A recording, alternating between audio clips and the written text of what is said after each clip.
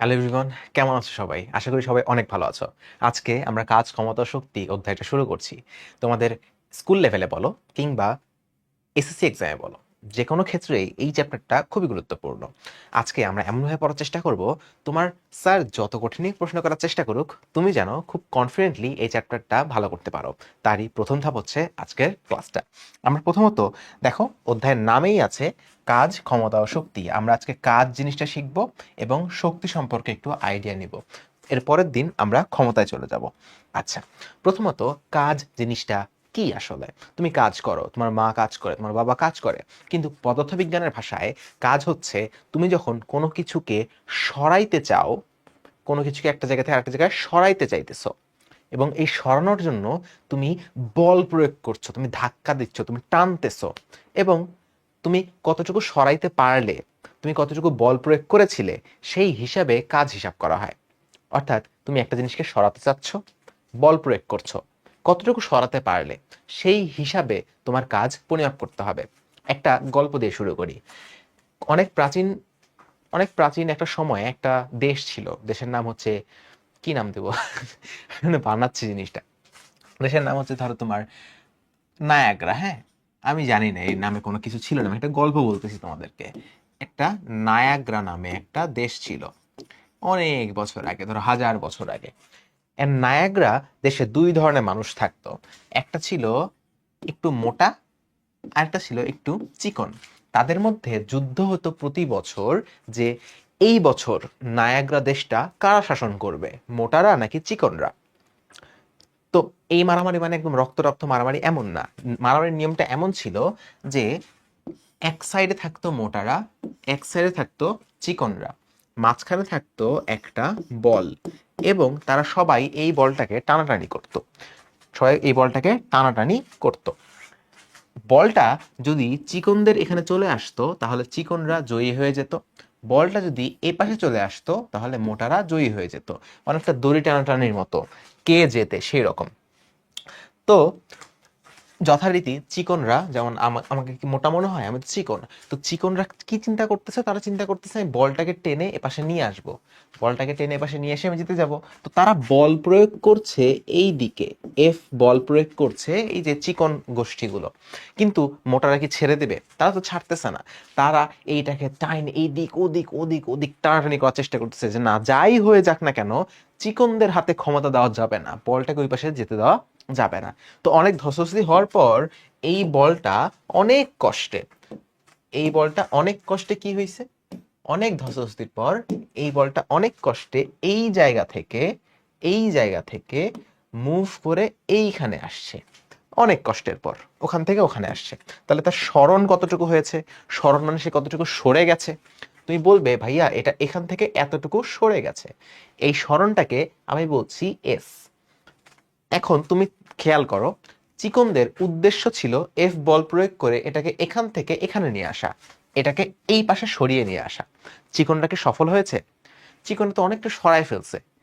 তুমি বলবা ভাই, এই দিকে সরাইলো নাকি এই দিকে সরাইলো তাতে তো আমার কোনো যায় আসে না, আমার দেখতে হবে বল প্রয়োগ করা ছিল এই দিকে, তার মানে উদ্দেশ্য ছিল এটাকে এই দিকে নিয়ে আসা। আমি দেখব আগে যে জায়গায় ছিল, বলটা আগে যে জায়গায় ছিল সেখান থেকে কতটুকু সরে গেছে। আমি দেখছি যে আগে এই জায়গায় ছিল, বলটা আগে এই জায়গায় ছিল, এখান থেকে কতটুকু সরে গেছে। আমার উদ্দেশ্য তো এই পাশে নিয়ে আসা। আমি হিসেব করে দেখলাম যে বলটা এপাশ থেকে শুধু এইটুকু পরিমাণ সরে গেছে, এইটুকু পরিমাণ সরে গেছে। তাহলে আমি বলটা এই দিকে এস পরিমাণ সরে গেছে সেটা তো আমার হিসাবের মধ্যে আসবে না। আমার হিসাবের মধ্যে আসবে আমি এফ বল প্রয়োগ করেছি, এবং প্রয়োগ করে আমি যেদিকে সরাতে চাইতাম, এফ বল প্রয়োগ করে আমি যেদিকে সরাতে চাইতাম সেদিকে এস ড্যাশ পরিমাণ বা এই লাল দাগ পরিমাণ আমি সরাইছি। তাহলে কাজের সংজ্ঞাটা এরকম, কাজের সংজ্ঞাটা এরকম। তুই বল প্রয়োগ করে তুমি যেদিকে চাচ্ছিলে বা যেদিকে বল প্রয়োগ করছিলে সেই বল প্রয়োগের দিকে কতটুকু সরাইতে পারছো, এটার গুণফলকে বলে কাজ। তাহলে যে চিকনরা যে কাজ করছে, কতটুকু কাজ করছে, তারা এফ বল প্রয়োগ করেছে। চিকনদের দ্বারা কৃত কাজ, আমি বলছি চিকনদের দ্বারা, চিকনদের দ্বারা, যারা স্লাইডটা পড়বে না তারা বুঝবেই না চিকনদের দ্বারা থেকে আসলো, তাদের ভিডিও দেখা লাগবে। তো এই স্লাইডটা তোমরা ডেসক্রিপশনে বা কমেন্টে, পিন কমেন্টে পেয়ে যাবা, ঠিক আছে? ওকে, চিকনদের দ্বারা আমি বলছি কৃত কাজ, কৃত, চিকনদের দ্বারা কৃত কাজ। তো চিকনরা বল প্রয়োগ করেছে, এফ বল প্রয়োগ করেছে, এবং যেদিকে সরাইতে চাচ্ছিল সেই দিকে এস পরিমাণ সরণ তো ওভারঅল হয়েছে, বাট যেদিকে চাচ্ছিল সেই দিকে এস ড্যাশ পরিমাণ সরণ হয়েছে শুধুমাত্র। তাই বলতে পারি কৃত কাজ হচ্ছে বল এবং সরণের গুণফল। সরণ মানে কোন সরণ? যেদিকে বল প্রযুক্ত হয়েছে সেই দিকে সরণ। ধরো তাহলে এখানে কিছু না কিছু কাজ হয়েছে, হ্যাঁ, একটু বল ওদের দিকে সরে আসছে। ধরো যদি এমন হতো, যদি এমন হতো এই যে বল, বলটা বলটা এইদিকে না গিয়ে মোটারা তো অনেক শক্তিশালী, মোটারা এত শক্তি প্রয়োগ করেছে বলটা চলে আসছে এইখানে, এইখানে। তাহলে সরণ কতটুকু হলো? তুমি বলবে ভাইয়া সরণ তো অনেকখানি হয়েছে, সরণ তো এতটুকু হয়েছে, বা বেশ স্মরণ হয়েছে, বল প্রযুক্ত ছিল, কাজ হয়েছে, বাট কথা হচ্ছে আমি তো চাইছিলাম এই দিকে নিয়ে আসতে, এটা তো চলে গেছে ওই দিকে। ভাই গ্যাঞ্জাম তো এখানেই হয়েছে, বলতো এই দিকে না এসে উল্টা দিকে গেছে গা। তাহলে কি কাজের কাজ হয়েছে নাকি অকাজ হয়েছে? অকাজ হয়েছে আমাদের গ্রামে। আর তোমাদের এটাকে সহজ ভাষায় বলে কামের কাম তো করছ না, তুই আর আকাম করছস। এটা হলো আকাম হয়েছে, উল্টা কাজ হয়েছে এটা। তো দেখো তো এখানে কতটুকু স্মরণ হচ্ছে। সে থাকতে চাচ্ছিল এইখানে, প্রথমে ছিল এইখানে, আমি নিয়ে যেতে চাইছি ওই দিকে, বাট এটা চলে আসছে এই দিকে। তাহলে স্মরণ কতটুকু? স্মরণ কিন্তু এই যে এইটা। তাহলে এইখানে, এইখানে স্মরণ এস ড্যাশ কিন্তু উল্টা দিকে। আমি যেদিকে বল প্রয়োগ করছি স্মরণ হচ্ছে তার উল্টা দিকে। যদি এমন হয় তাহলে বলে কামের কাম তো হয় নাই, অকাম হইছে, অর্থাৎ কাজ তো হয়ই নাই, উল্টা কাজ হইছে। এসব ক্ষেত্রে তখন নেগেটিভ চিহ্ন দিতে হয় কাজের সামনে, যে তুমি কাজ তো করোই নাই, তুমি উল্টা কাজ করছো। নেগেটিভ চিহ্ন দিয়ে বোঝায় নেগেটিভ কাজ, মানে বোঝায় উল্টা কাজ। তোমার দিকে তো আসেই নাই, উল্টা থেকে গেছে গা। আচ্ছা, সো এস এই দিকে নাকি এই দিকে তার উপর নির্ভর করবে কি পরিমাণ কাজ হচ্ছে। এখন সব সময় তো আসলে কতটুকু সরে গেছে এভাবে হিসাব নিকাশ করাটা একটু টাফ। তোমাদের একটা সহজ একটা উপায় শেখাই। ধরো, ধরো কোনো বস্তু, এই বস্তুর ওপর এফ বল প্রয়োগ করা হয়েছে। এফ বল প্রয়োগ করার কারণে তার একটা সরণ হয়েছে এস সরণ, তার একটা সরণ হয়েছে এইদিকে এস পরিমাণ সরণ। এখন তুমি চাঁদা দিয়ে বা হিসেব করে তুমি দেখছো এদের মধ্যবর্তী কোণের পরিমাণটা হচ্ছে থিটা। মধ্যবর্তী কোণ তো বুঝো, এদের মধ্যবর্তী কোণের পরিমাণটা হচ্ছে থিটা। যদি থিটা মধ্যবর্তী কোণ হয় তাহলে খেয়াল কইরো আমার লাগবে কোনটা? আমার লাগবে কোনটা? আমার লাগবে বলের দিকে কতটুকু সরণ হয়েছে, তাই না? বলের দিকে কতটুকু সরণ হয়েছে। তো তাহলে কতটুকু সরণ হয়েছে দেখো, আগে এই জায়গায় ছিল, আগে কোথায় ছিল? আগে ছিল এই মাঝখানে, এই মাঝখানে এটা ছিল, মাঝখান থেকে এটা সরে এখানে চলে আসছে। তাহলে কতটুকু সরণ হয়েছে? সরণ হয়েছে এই এতটুকু, এস ড্যাশ। বা তুমি বলতে পারো এটাকে যদি একটু নিচে নামায় নিয়ে আসো, দেখো তো এই যে এই যে এই যা, এই যে সরণ আমি যেটাকে বলছি, এই যে আমি সরণ যেটাকে বলছি, এটাকে তুমি নিচে নামায় নিয়ে আসতে পারো। এই দেখো, দেখো আমি নিচে নামায় নিয়ে আসলাম এই যে এই জায়গায়। সো আমি বলতে পারি এটা হলো আমার সরণ, এইটা হলো আমার সরণ এস ড্যাশ। এখন তুমি একটা ত্রিভুজ কল্পনা করো, তুমি একটা ত্রিভুজ কল্পনা করো, আমি যে ত্রিভুজটা দেখাচ্ছি, এই যে এই ত্রিভুজটা, এই ত্রিভুজটা কল্পনা করো। এই ত্রিভুজে এটা হলো ভূমি, ভূমির মান কত? হুম, ভূমির মানটা কত? আচ্ছা আমি এফ বলটা একটু বড় দিই, এফ বলটা একটু বড় দিই, এই যে প্রযুক্ত বল যে এফ, এটাকে একটু বড় দিই তাহলে ভালো বুঝতে সুবিধা হবে। এই যে এফ বল, এটা হলো আমাদের এফ প্রযুক্ত বল। এখন সরণ হয়েছে কিন্তু এস, বাট আমার বলের দিকে সরণ হয়েছে এস ড্যাশ। এই এস ড্যাশকে আমি নিচে এখানে লিখলাম এস ড্যাশ, নিয়ে আসলাম একই দূরত্ব। তো এই যে এইটুকু সরণ হওয়া আর এইটুকু সরণ একই, একই তো জিনিস, এইটুকু সরে গেছে। এখন খেয়াল করতে বলছি এই ত্রিভুজকে, এখানে এই ত্রিভুজটাকে খেয়াল করো, ত্রিভুজটাকে খেয়াল করো। দেখো তো এই যে এস ড্যাশ এই ত্রিভুজের ভূমি, এটা হচ্ছে মধ্যবর্তী কোণ, হুম, এটা হচ্ছে অতিভুজ, এই হচ্ছে সমকোণী ত্রিভুজ, এই হচ্ছে সমকোণী ত্রিভুজ। ভূমি, অতিভুজ, মধ্যবর্তী কোণ। এখন তোমরা কি পড়েছো কিনা ছোটবেলায়, তোমাদের মনে পড়ে কিনা কবরে ভূত আছে, সাগরে লবণ আছে, নাকি কি বললাম? হ্যাঁ, কবরে ভূত আছে, সাগরে লবণ আছে, টেরা লম্বা ভূত। কবরে ভূত আছে মানে কি? কবরে মানে কজ থিটা, কবরে ভূত, ভূত মানে হচ্ছে ভূমি। এখানে ভূমি কোনটা? ভূমি হচ্ছে এস ড্যাশ। আছে, আছে মানে কি? অতিভুজ। অতিভুজ কোনটা? অতিভুজ হচ্ছে এই যে বড় হাতের এস বা শুধু এস। এটা হচ্ছে আমার অতিভুজ, এটা হচ্ছে আমার ভূমি, এটা হচ্ছে এদের কোণ। আমার লাগবে কোনটা? আমার লাগবে এস ড্যাশ। তাই বলছি এস ড্যাশ ইকুয়ালস টু, আসলে এই এসটাকে নিয়ে এসে গুণ করো এখানে, তাহলে আমি পাচ্ছি এস কস থিটা।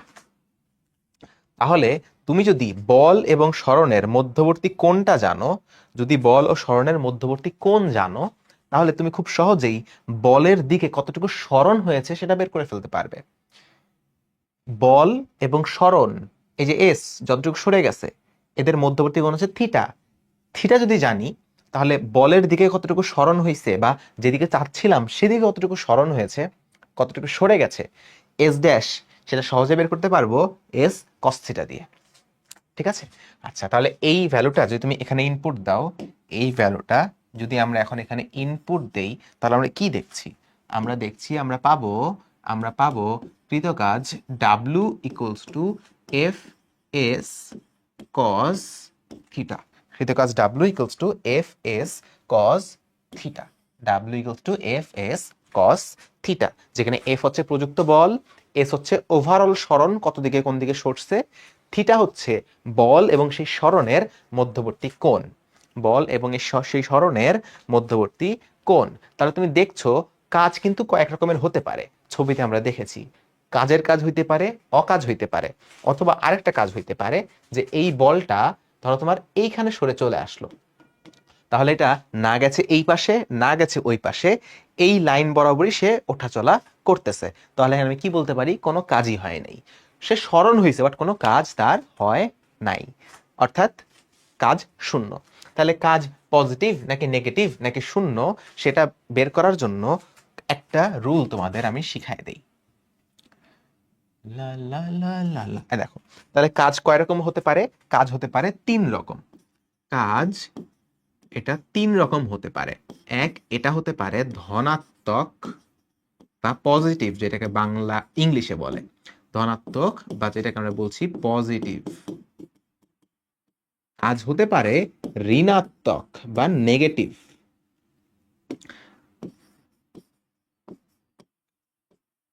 ঋণাত্মক বা নেগেটিভ। কাজ হতে পারে শূন্য, মানে কোনো কাজই হয় নাই, অথবা যেটাকে ইংলিশে বলে জিরো। এই কোন ধরনের কাজ কখন হয় সেটাই আমরা এখন বুঝার চেষ্টা করব। প্রথমে আমরা দেখি ধনাত্মক কাজ কখন হচ্ছে। ধনাত্মক কাজ, ধনাত্মক কাজ, পজিটিভকে খুবই সংক্ষেপে লেখা হয় প্লাস ভিই, মানে হচ্ছে পজিটিভ। ঠিক আছে? তো ধনাত্মক কাজ কখন কখন হবে? যখন তুমি দেখবা যে তুমি যেদিকে বল প্রয়োগ করছো, এফ বল প্রয়োগ, এবং যে সরণটা হচ্ছে এস সরণ, এদের মধ্যবর্তী কোণ থিটা, এই থিটার মান 90 ডিগ্রি এর চেয়ে কম। 0 ডিগ্রি হতে পারে বা তার চেয়ে বড় হতে পারে, তবে 90 ডিগ্রির চেয়ে কম হবে। 90 ডিগ্রির চেয়ে কম কেন বলছি? কারণ যদি এমন হয় যে বলটা তো আগে এইখানে ছিল, তুমি এফ বল প্রয়োগ করে এটাকে এদিকে সরাতে চাচ্ছ, বলটা ধরো এখান থেকে এখানেই গেল, 90 ডিগ্রি উপরে উঠে গেল, 90 ডিগ্রি উপরে উঠে গেল। এখন 90 ডিগ্রি উপরে উঠে কোনো লাভ আছে? আমার উদ্দেশ্য কি? এদিকে বল প্রয়োগ করার উদ্দেশ্য কি? এটাকে এখান থেকে সরায় এদিকে নিয়ে আসা, এটাকে এখান থেকে সরায় এদিকে নিয়ে আসা। সে যদি এখান থেকে নাই সরে উপরে নিচে যায়, উপরে গেল বা নিচে গেল, তাতে তো আমার কোনো যায় আসতেছে না, কোনো কাজ হবে না, শূন্য কাজ হবে। আমার লাগবে কি? ধনাত্মক কাজ, মানে একটা কাজ দরকার আমার। সো কখনোই 90 ডিগ্রি হতে দেওয়া যাবে না। এটা 0 হতে পারে, বেশি হতে পারে, তবে 90 ডিগ্রি হবে না। তো এটাকে এভাবে বলা হয় যে আমার ধনাত্মক কাজের শর্ত হচ্ছে এই যে থিটা আছে বা কোণ আছে, সেটা অবশ্যই 90 ডিগ্রি এর চেয়ে ছোট হতে হবে। 90 ডিগ্রি এর চেয়ে ছোট হতে হবে। আমরা বলছি 90 ডিগ্রি এর চেয়ে ছোট হতে হবে কাকে? এই থিটাকে। সে ছোট হলো, সে 90 ডিগ্রি এর চেয়ে ছোট হলো, সে হতে পারে 0 ডিগ্রি এর চেয়ে বড় অথবা 0 ডিগ্রি এর সমান। এটা হচ্ছে ধনাত্মক কাজের শর্ত। ধনাত্মক কাজের শর্ত, ঠিক আছে। যদি হয় যে ঋণাত্মক কাজ, ঋণাত্মক কাজ, নেগেটিভ কাজ কখন হয়? নেগেটিভ কাজ কখন হয়? আমরা বলছি ঋণাত্মক কাজ। আমরা কি বলছি? ঋণাত্মক কাজ। ঋণাত্মককে সংক্ষেপে লেখা হয় -VE, মানে নেগেটিভ। ঋণাত্মক কাজ কখন কখন হবে? দেখো খুবই সহজ। এই বস্তুটার উপর আমি এফ বল প্রয়োগ করেছি কোন দিকে? এই দিকে নিয়ে যাওয়ার জন্য। এদিকে তো যাই নাই, কামের কাম তো হয়ই নাই, বস্তুটা চলে আসছে ধরো এইখানে, বা এই সাইডে যে কোনো জায়গায় চলে আসছে, এখানে বা এখানে। তাহলে তার সরণ কোনটা? তার সরণ হচ্ছে এই যে এটা, এস পরিমাণ সরণ। বস্তুটা এখান থেকে আগে এখানে চলে আসছিল, এখন এটা এখান থেকে এখানে চলে আসছে, এস পরিমাণ সরণ হয়েছে। তাহলে দেখো মধ্যবর্তী কোন কোনটা? এটার এটার। তুমি চাইলে এই যে এটাও হিসাব করতে পারো, বাট আমরা সবসময় ছোট কোনটা হিসাব করি, সবচেয়ে সবচেয়ে ছোট কোনটা হিসাব করতে হবে। এই কোনটা আমি হিসাব করলাম, এটা হচ্ছে আমার থিটা। তুমি দেখো বুঝতেই পারতেছো, এটা কিন্তু এই যে 90 ডিগ্রি তার চেয়েও বড়, 90 ডিগ্রি এর চেয়েও বড়। তার মানে নেগেটিভ কাজ হওয়ার শর্ত কি? এই দিকে চলে আসতে হবে, উল্টা দিকে। উল্টা দিকে আসার জন্য কি হইতে হবে? এটাকে 90 ডিগ্রির চেয়ে বড় হইতে হবে, 90 ডিগ্রির চেয়ে বড় হইতে হবে। সো থিটার মানটা অবশ্যই 90 ডিগ্রির চেয়ে বড় হইতে হবে। এখানে ছিল 90 ডিগ্রির চেয়ে ছোট। দেখো পেটটা কোন দিকে আছে? এই যে পেট, এটা এই দিকে আছে, ঢেকে রাখছে, 90কে ঢেকে রাখছে, যে 90 বড়, 0 ছোট। 0-র চেয়ে এটাকে ঢেকে রাখছে, তার মানে থিটা বড়, 0 ছোট। আমি এভাবে মনে রাখতাম আর কি। এখানে ঢাকনাটা কোন দিকে? এই দিকে, এটাকে ঢেকে রাখছে, যে বড় তাকে সবসময় ঢেকে রাখে। সো থিটা হচ্ছে বড়। আচ্ছা 90-এর চেয়ে বড় হইতে হবে। আর এটা হতে পারে এই দিকে চলে আসছে, মানে 180 ডিগ্রি হয়ে যেতে পারে। এটা যে 180 ডিগ্রিও হইতে পারে, হইতে পারে। সো এটা 180 হইতে পারে, বা তার চেয়ে ছোটও হইতে পারে। এটা হচ্ছে আমার ঋণাত্মক কাজের শর্ত। এটা হচ্ছে আমার ঋণাত্মক কাজের শর্ত। তাহলে শূন্য কাজের শর্ত কি? শূন্য কাজের শর্ত বলতে পারবা? তোমরা মুখে মুখে এখন বলতে পারো, ভাই কি হলে শূন্য কাজ হয়? শূন্য কাজ, এটাকে একটু নিচে নামাই নিয়ে আসি, বেশি উপরে উঠে গেছে গা। একটু নিচে, একটু সুন্দর একটা কালার দেই, সুন্দর, এই তো সুন্দর।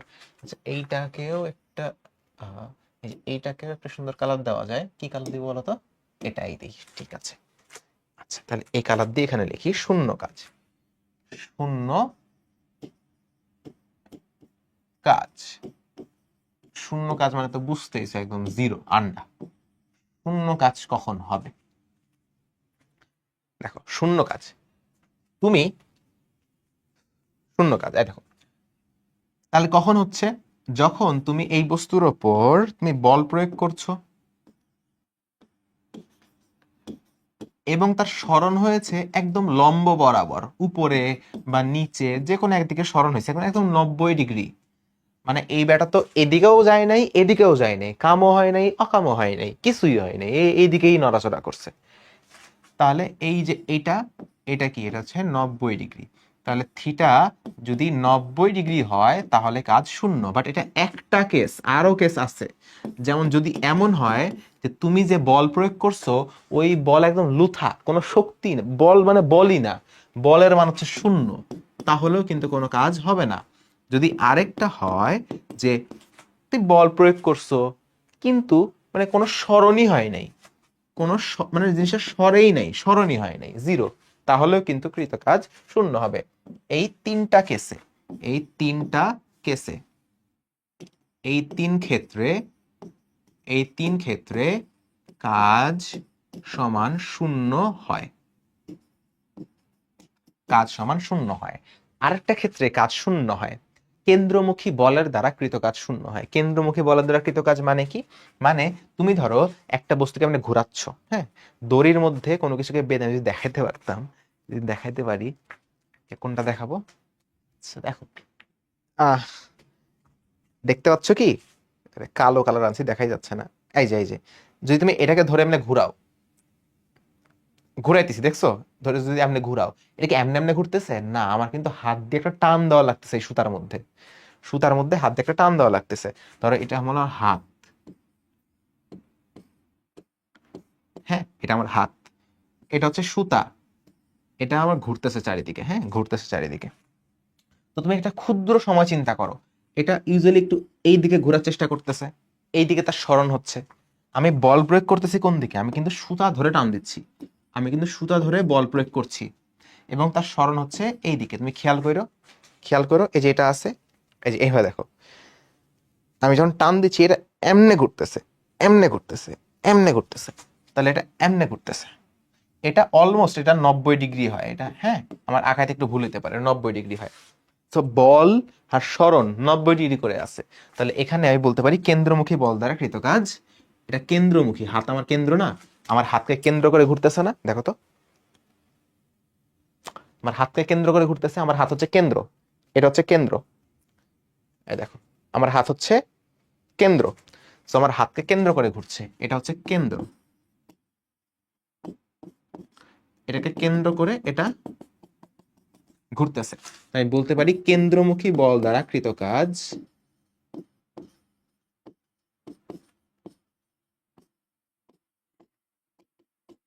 কেন্দ্রমুখী বল দ্বারা কৃত কাজ 0।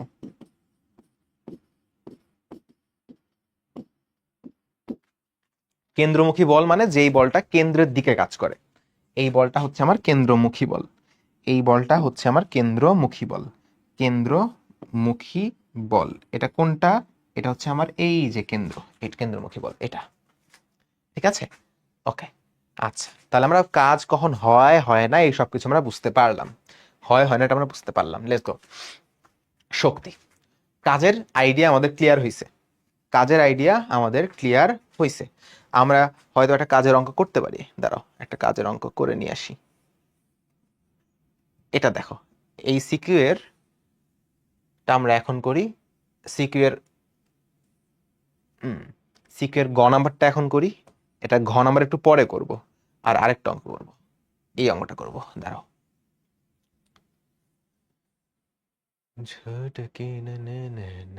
আচ্ছা, এই যে এই দুটো অঙ্ক করি, যা আমরা শিখলাম তা দিয়ে হবে। দেখো, উদ্দীপকে বল প্রয়োগে কৃতকাজের পরিমাণ নির্ণয় করো। উদ্দীপকে কি হয়েছে, একটা হলুদ ব্লক আছে, সেটাকে বল প্রয়োগ করা হয়েছে 45 ডিগ্রি কোণে, 45 ডিগ্রি কোণে বল প্রয়োগ করার পর এটাকে 350 সেন্টিমিটার সরানো হয়েছে। তো এখানে দেখো সরণ দেয়া আছে, এটা হলো আমাদের সরণ, এটা কি, এটা হচ্ছে আমাদের সরণ এস। এরপরে আমাদের দেওয়া আছে প্রযুক্ত বল দেয়া আছে, প্রযুক্ত বল বা প্রয়োগকৃত বল দেওয়া আছে 800 নিউটন। কত দেয়া আছে? 800 নিউটন। বল দেয়া আছে, সরণ দেয়া আছে, বল এইদিকে সরণ এইদিকে, মধ্যবর্তী কোণ দেওয়া আছে 45 ডিগ্রি থিটা। তোমাকে বলেছে কৃত কাজের পরিমাণ নির্ণয় করো। খুবই সহজ। কৃত কাজ, কাজ, কাজকে প্রকাশ করা হয় ডাব্লু দিয়ে, ডাব্লু মানে হচ্ছে ওয়ার্ক, ডাব্লু মানে হচ্ছে ওয়ার্ক, ডাব্লু ইকুয়ালস টু বল, বল হচ্ছে আমার 800, সরণ কত 350 সেন্টিমিটার, দেখো এটা কিন্তু সেন্টিমিটার, আমার লাগবে সবকিছু এসআই এককে, মিটার, কেজি এগুলোতে লাগবে। তো সেন্টিমিটারকে তুমি যদি মিটার করো কত হবে, 100 দিয়ে ভাগ করো 3.5 মিটার, তো 3.5 মিটার, সো ইন্টু 3.5, 3.5, ঠিক আছে? তো ফালতু হচ্ছে কেন হাতে লেখা, 3.5 গুণন কজ মধ্যবর্তী কোণ, মধ্যবর্তী কোণ কত, মধ্যবর্তী কোণ হচ্ছে 45 ডিগ্রি, এটা হচ্ছে 45 ডিগ্রি, ঠিক আছে? বুঝছো? ওকে, তাহলে এখন হিসাব করো কত আসে, ক্যালকুলেটরে বসাও। 800, 800 গুণন 3.5 গুণন কজ 45, এটা আসে 1979.89, 89, 898, 899 বলা যায়, এটা 899, 898987, সো 898 মানে 899, ওকে, এত জুল। এখন কাজের একক হচ্ছে জুল। আমি লিখলাম কাজের একক হচ্ছে জুল। এটাকে বলা হয় জুল। কি এটা? JOULE, বা যেটাকে বাংলায় উচ্চারণ করে জুল। কাজের একক জুল। একক নিয়ে কিছু জিনিসপত্র শিখে নাও। একক নিয়ে কিছু জিনিসপত্র শিখে নাও। জুলকে এভাবে না লিখে তুমি এটাও লিখতে পারো, বল মানে নিউটন, সরণ মানে মিটার। এটার তো কোনো একক নাই, নিউটন আর মিটারের গুণফল, অর্থাৎ তুমি এটাকে নিউটন মিটারও বলতে পারো। জুলকে তুমি নিউটন মিটারও বলতে পারো। নিউটন মিটারকে, তখন নিউটনকে ভাঙলে কি হয়? নিউটন মানে কি? বল। বল মানে ভর গুণন ত্বরণ। ভর হচ্ছে কেজি, ত্বরণ হচ্ছে মিটার পার সেকেন্ড স্কোয়ার, তার সাথে একটা মিটার গুণ আছে। তাহলে এটা হয়ে যাচ্ছে কি? KG metre square per second square. তাহলে এটা হলো আমাদের মৌলিক একক। যদি মৌলিক একক জানি, মাত্রাও বের করতে পারবো। তাহলে এটা, এর মাত্রা কত? জুলের মাত্রা কত? জুলের মাত্রা হবে কেজি মানে এম, মিটার মানে এল স্কোয়ার, সময় মানে টি স্কোয়ার। এটা হচ্ছে কাজের মাত্রা। কাজের মাত্রা, ঠিক আছে? কাজের মাত্রা। কাজের আরেকটা একক আছে। কাজের আরেকটা একক হচ্ছে ক্যালোরি। কাজের আরেকটা একক হচ্ছে ক্যালোরি। ক্যালোরি, যেটাকে বলা হয় CAL, ক্যালোরি। এখন ক্যালোরি, এটা খুব কম ইউজ করা হয়। ক্যালোরি খুবই কম ইউজ করা হয়। তবে সম্পর্কটা জেনে রাখা উচিত। 1 ক্যালোরি মানে হচ্ছে 4.2 জুল। যদি কখনো বলে দেয় যে এত ক্যালোরি কাজ হয়েছে, তাহলে কাজ, ওটাকে 4.2 দিয়ে গুণ করলে তুমি কত জুল কাজ হয়েছে বের করতে পারবা। এটা হচ্ছে SI একক। আর ক্যালোরিটা নর্মাল একক, অনেকে ইউজ করে, অনেকে ইউজ করে না। ঠিক আছে? আচ্ছা, দেখো, কোন বস্তুর ওপর 2 নিউটন বল প্রয়োগে 4 মিটার সরণ হয়। হিসাব করে দেখা গেল কৃত কাজ 4 জুল। এক্ষেত্রে প্রযুক্ত বলের সাথে সরণের মধ্যবর্তী কোণ কত? কি কি জিনিস দেয়া আছে আগে আইডেন্টিফাই করো। একটা প্রবলেম দেখার পর সেই প্রবলেমে কি কি ভ্যালু দেওয়া আছে সেটা বুঝতে পারাটা হলো তোমার ক্রেডিট। এখানে দেখো 2 নিউটন বল দেয়া আছে, তার মানে এখানে F দেয়া আছে। এখানে বলা আছে এত মিটার সরণ হয়, তাহলে এখানে অবশ্যই আমাদের S দেয়া আছে। আমি দেখছি এখানে দেয়া আছে কৃত কাজ, মানে ডাব্লু দেয়া আছে। ডাব্লু দেয়া আছে। তোমাকে বের করতে বলেছে মধ্যবর্তী কোণ, মানে তোমাকে থিটা বের করতে বলেছে। তোমাকে থিটা বের করতে বলেছে। তাহলে থিটা, এস, এফ, ডাব্লু, এগুলো, এই 4টা জিনিসই আছে কোন ফর্মুলার মধ্যে, সেটা তোমাকে চিন্তা করতে হবে যে কোন ফর্মুলায় এই 4টা জিনিসই আছে। দেখো, আমরা কিন্তু দেখলাম যে কৃতকাজ W equals to FS cos থিটা, তাই না? আচ্ছা, ডাব্লুর মান দেয়া আছে 4, এফ এর মান দেয়া আছে 2, এস এর মান দেয়া আছে কত? 4। cos থিটার ভ্যালু আমরা জানি না। কেন? কারণ থিটার ভ্যালু তো আমি জানি না। এটার ভ্যালু কত আসে? 8 আসে। তাহলে এটাকে নিয়ে আসো, ভাগ করে দাও। তাহলে 4 ভাগ 8 ইকুয়ালস টু cos থিটা, বা cos থিটার ভ্যালু কত আসতেছে এখান থেকে? cos থিটার ভ্যালু আসতেছে 1/2। কাটাকাটি করো, দেখো 1/2 আসবে। 4 দিয়ে ভাগ করো, উপরে 1 নিচে 2, 1/2। এখন cos কতর ভ্যালু 1/2? তোমরা যারা মুখস্থ করছো তারা জানো যে cos 60 ডিগ্রির ভ্যালু হচ্ছে 1/2। যারা মুখস্থ করো নাই তারা ক্যালকুলেটরে উঠাও, থিটা সমান সমান cos ইনভার্স, cos এর উপরে শিফট লিখে cos চাপ দাও, দেখো cos ইনভার্স আসবে। cos ইনভার্স 1/2 দাও, দেখো অ্যান্সার আসবে 60 ডিগ্রি, যদি ক্যালকুলেটরটা ডিগ্রি মোডে থাকে। তাহলে 60 ডিগ্রি হলো আমার মধ্যবর্তী কোণ। 60 ডিগ্রিতে বল প্রয়োগ করলে আমাদের কৃতকাজ কত হবে? কৃতকাজ হবে 4 জুল। বুঝতে পেরেছি? হ্যাঁ, বুঝতে পারছি না? সহজ অঙ্ক, সহজ লাগতেছে। একটু পরে কঠিন অঙ্ক আছে, একটু পরে কঠিন অঙ্ক আছে। যাই হোক, কাজের বেসিক ফাত্রামো জিনিসপত্র আমরা শিখে ফেলছি। আমরা একটু কথা বলবো শক্তি নিয়ে। কোনো কাজ করার সামর্থ্য থাকাকে বলে শক্তি। আমি কি বললাম? আমি বললাম কাজ করার সামর্থ্যকে বলে শক্তি। কাজ করার সামর্থ্যকে বলে শক্তি।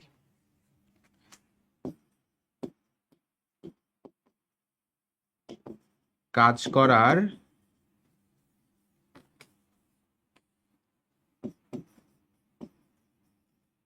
সামর্থ্যকে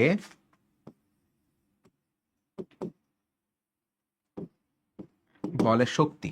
মানে কোনো কাজ করতে পারবা নাকি পারবা না, কোনো কাজ করার সামর্থ্য আছে নাকি নাই, সেটা বুঝায় শক্তি। এটা হলো বইয়ের ভাষা, এটা হচ্ছে বইয়ের ভাষা। আমরা বইয়ের ভাষায় শিখবো না, আসলে আমরা একটু মানে র শিখতে চাই জিনিসটা আসলে আসলে কি। দেখো, তুমি যে একটা বস্তুকে এক জায়গা থেকে আরেক জায়গায় সরাচ্ছ বল প্রয়োগ করে, এটা কি আপনা আপনি হচ্ছে? এটা কি একা একা হচ্ছে যে একা একাই হয়ে গেল? না, এটাকে কোনো কিছু খরচ করতে হবে, শক্তি খরচ করে কাজটা করতে হয়। তুমি যখন কাজ করো, তোমার ক্লান্ত লাগে, তুমি কি বলো, আমার অনেক শক্তি ক্ষয় হয়ে গেছে, আমার অনেক শক্তি চলে গেছে, গায়ে এখন আর কোনো শক্তিই নাই। খাবার দাবার খাও, গায়ে শক্তি আসে, তারপর আবার কাজ করো। এরকম না? এরকম তো। তো আমরা কিন্তু মেন্টালি ধরেই নিছি যে শক্তি এমন একটা জিনিস যেটা খরচ করে কাজ করতে হয়। ওকে, তো কাজ হচ্ছে এমন একটা জিনিস যেটা শক্তির বিনিময়ে পাওয়া যায়, শক্তি খরচ করলে কাজ পাওয়া যায়। বা উল্টাটাও কিন্তু সত্য, শক্তি পাওয়ার জন্য কাজ করতে হয়, শক্তি পাওয়ার জন্য খাইতে হয়, এরকম চিন্তা করতে পারো। সো কাজ এবং শক্তি এই দুইটা আসলে একটা আরেকটার পরিপূরক। কাজ ও শক্তি একটা আরেকটার পরিপূরক। কাজ ও শক্তি একটা আরেকটার পরিপূরক, একটা জাস্ট আরেকটার একই জিনিস, একটা একটার পরিপূরক। তো দুটোর এককই সেম, কাজ ও শক্তি উভয়ের একক একই, উভয়েরই একক হচ্ছে জুল। একই একক কেন? কারণ ভাই দুটো তো সেম জিনিস, একটার বদলে আরেকটা পাওয়া যায়, একটা খরচ করলে আরেকটা পাওয়া যায়, জিনিসটা এরকম। ঠিক আছে, আচ্ছা, দুটারই একক হচ্ছে জুল। জুল। এখন শক্তি, শক্তি কয়েক রকমের হইতে পারে, শক্তি অনেক রকমের হইতে পারে। যেমন আম, তোমার মধ্যে শক্তি সঞ্চিত আছে, গতিশক্তি হতে পারে, বিভব শক্তি হতে পারে, আমরা দেখব শক্তি কয়েক রকম হতে পারে। তবে যেটা তোমার জানা উচিত যে শক্তি আসলে সৃষ্টি করা যায় না, শক্তি ধ্বংস করা যায় না। শক্তি সৃষ্টি করা যায় না, শক্তি ধ্বংস করা যায় না, শক্তি শুধু রূপান্তর করা যায়, শক্তি শুধু রূপান্তর করা যায়।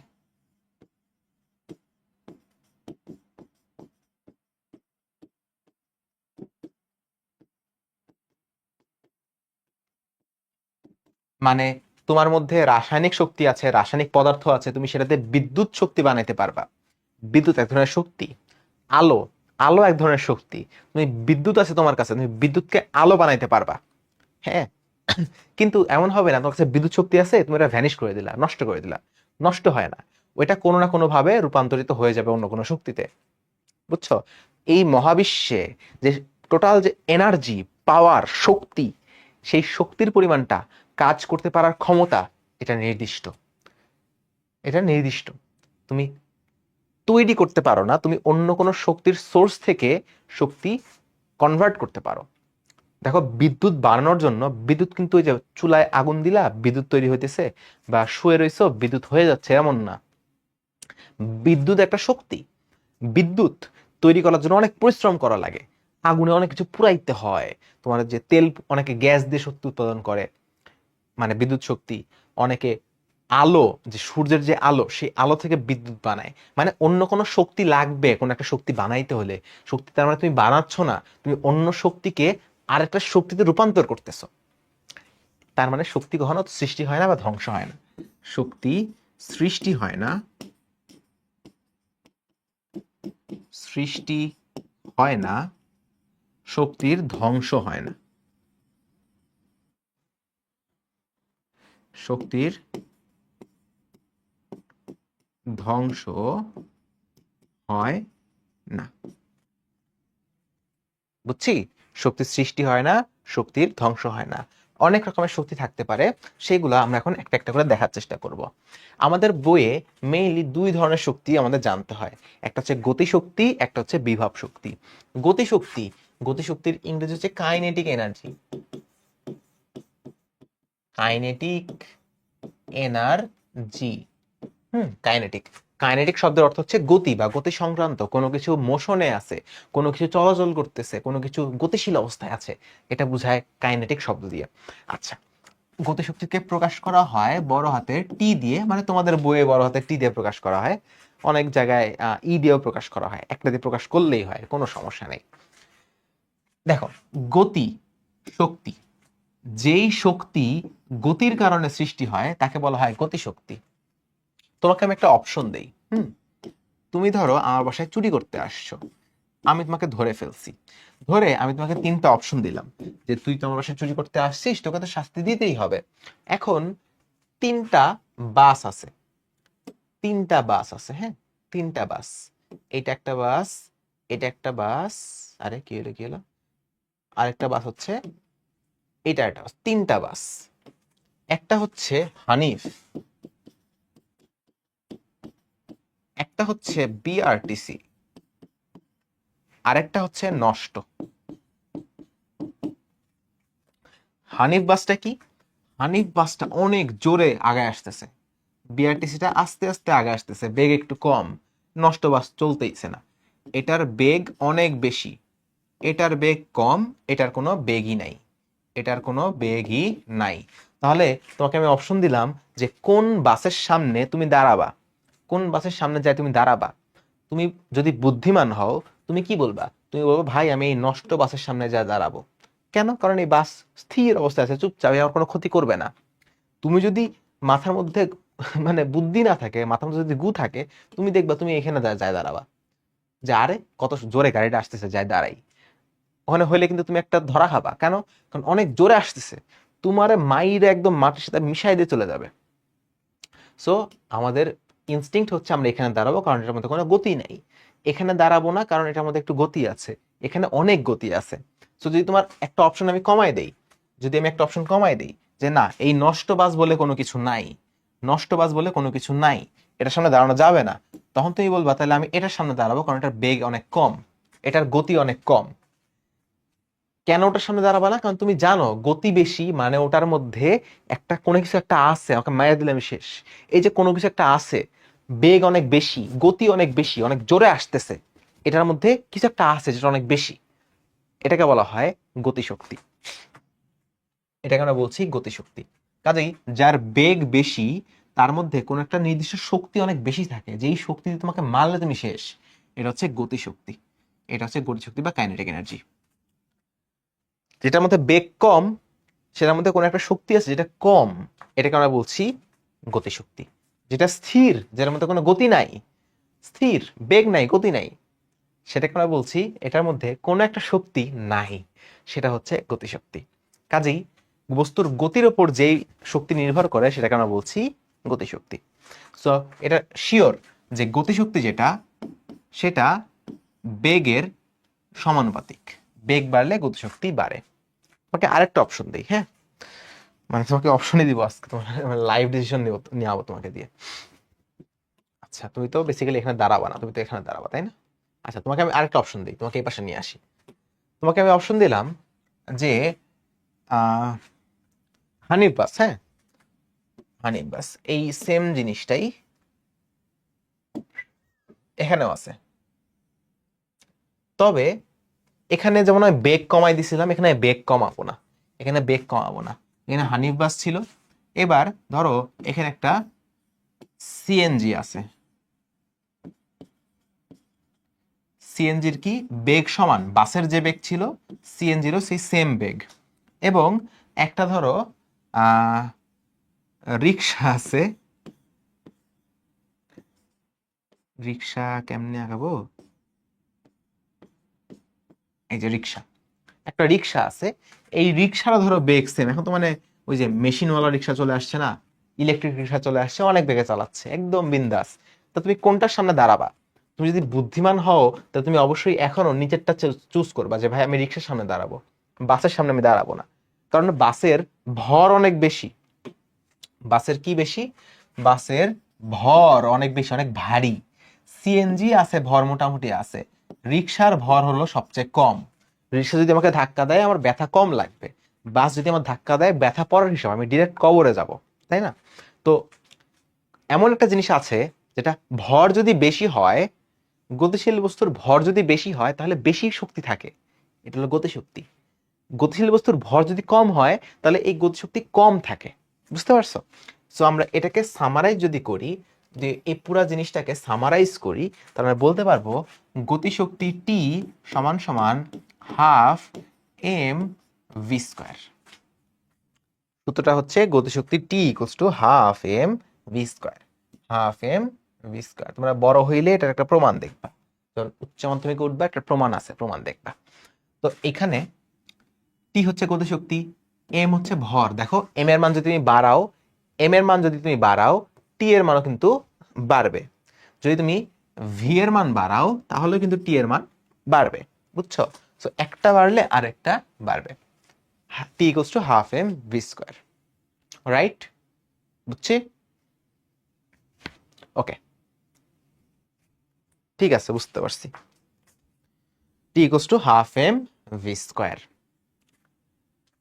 আচ্ছা, এখন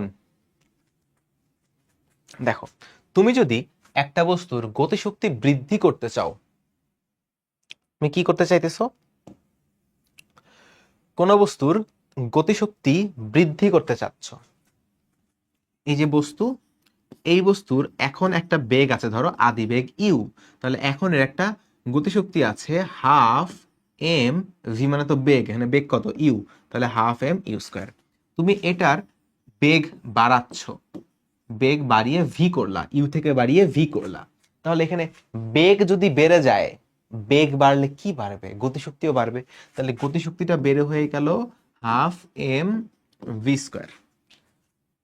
গতিশক্তি তুমি বৃদ্ধি করছো, তাহলে গতিশক্তি বৃদ্ধি করার জন্য এটা কি একা একা বৃদ্ধি হবে? শক্তি কি একা একা বেড়ে যাবে? বাড়বে না তো। তোমার এটাকে ধাক্কা দিতে হবে, এটার উপর বল প্রয়োগ করতে হবে, এটাকে স্মরণ ঘটাতে হবে। ধাক্কা দিয়ে বল প্রয়োগ করে স্মরণ ঘটাতে হবে। তার মানে এখানে তোমাকে কিছু কাজ করতে হবে, এই জায়গায় তোমার কিছু কাজ করতে হবে, এইটুকু জায়গার মধ্যে তোমাকে কিছু কাজ করতে হবে। তুমি যতটুকু কাজ করবা সেই কাজটা এইটার সাথে অ্যাড হবে, অ্যাড হয়ে এইটা শক্তি বৃদ্ধি পাবে। লজিক্যাল না? শক্তি আছে, শক্তি কেমনে এমনি বেড়ে যাবে? তোমার তো ধাক্কা দিতে হবে, যে আরো জোরে যা, তুই আরো জোরে যা, ধাক্কা দিবা, শক্তি দিবা, বল প্রয়োগ করবা। এটা তো স্মরণ তো এমনিতেই হচ্ছেই, স্মরণ তো পাওয়াই তুমি বাই চান্স। তাহলে ধাক্কা দেওয়ার কারণে, বল প্রয়োগ করার কারণে যে কাজটা হলো, তুমি যে কাজটা করবা সেই কাজটা কই যাবে? তুমি যে কাজ করছো, তুমি তো শক্তি খরচ করে কাজ করছো, তুমি যে শক্তিটা খরচ করছো ওই শক্তিটা কই গেল তাইলে? ওইটা এই বস্তুর মধ্যে যে জমা হবে, বস্তুর শক্তিটা তখন বৃদ্ধি পাচ্ছে। এই জন্য বললাম শক্তি সৃষ্টি করা যায় না, শক্তি সৃষ্টি করা যায় না, শক্তির রূপান্তর করা যায়। এবং কাজ হচ্ছে সেই শক্তি রূপান্তরের একটা উসিলা, রূপান্তরের একটা উপায়। তুমি যে এই কাজটা করবা, তোমার এই কাজ করার জন্য তোমার শক্তি খরচ করা লাগবে না, এই কাজ করার জন্য তোমার শক্তি দেওয়া লাগবে না, তোমার শক্তি খরচ হবে না। তো তোমার যে শক্তি খরচ হলো, শক্তি খরচ হয়ে কই যাবে? শক্তি খরচ হয়ে এটার সাথে যোগ হয়ে এটার শক্তি বৃদ্ধি পাবে। বুঝছো? দেখছো জিনিসটা কত মজার, কত মজার জিনিস। এই হচ্ছে বিষয়, এই হচ্ছে ওভারঅল বিষয়, আমাদের গতিশক্তি। ঠিক আছে, ওকে। আচ্ছা আচ্ছা, দেখো এবার আসি বিভব শক্তি। বিভব শক্তি, বিভব শক্তির সংজ্ঞা এরকম যে, যে শক্তি কোনো বস্তুর অবস্থানের উপর ডিপেন্ড করে, যে শক্তি কোনো বস্তুর অবস্থানের উপর নির্ভর করে, শুধুমাত্র অবস্থানের উপর নির্ভর করে, তাকে বলা হয় বিভব শক্তি। যা কোনো বস্তুর শুধুমাত্র অবস্থানের উপর নির্ভর করে তাকে আমরা বলছি বিভব শক্তি। তাহলে অবস্থানের উপর নির্ভরশীল শক্তি কেমন হয়? কেমন, একটা উদাহরণ দেন দেখি ভাই, কেমন পারেন? দেখো এটা হলো পৃথিবী, এটা কি? এটা হচ্ছে পৃথিবী, তোমার পৃথিবী। পৃথিবী সবাইকে নিজের দিকে টানে, তুমি জানো তো যে পৃথিবী যদি তুমি ছেড়ে দাও এটা নিচের দিকে টানবে। পড়ে গেল, সরি। এটাকে ছেড়ে দিলে এটা নিচের দিকে পড়বে, টানে, পৃথিবী সবাইকে নিচের দিকে বল প্রয়োগ করে। তাহলে পৃথিবীটা এখানে আছে, ধরো পৃথিবীটা এখানে আছে, ধরো তুমি তোমার একটা বান্ধবীকে পৃথিবী থেকে অনেক উপরে নিয়ে যায় ফেলে দিলা, কারণ তোমার সেই বান্ধবীকে পছন্দ না। ওকে, ফেলে দিলা, ফেলে দেওয়ার পর সেটা উপর থেকে নিচে আসবে, এটার উপর একটা বল প্রয়োগ করবে পৃথিবী, এফ বল প্রয়োগ করবে। এফ বল প্রয়োগ করে এটাকে উপর থেকে নিচে আস্তে আস্তে আস্তে আস্তে আস্তে আস্তে নিচে নিয়ে আসবে, এইটুকু উচ্চতা অতিক্রম করে নিচে নিয়ে আসবে।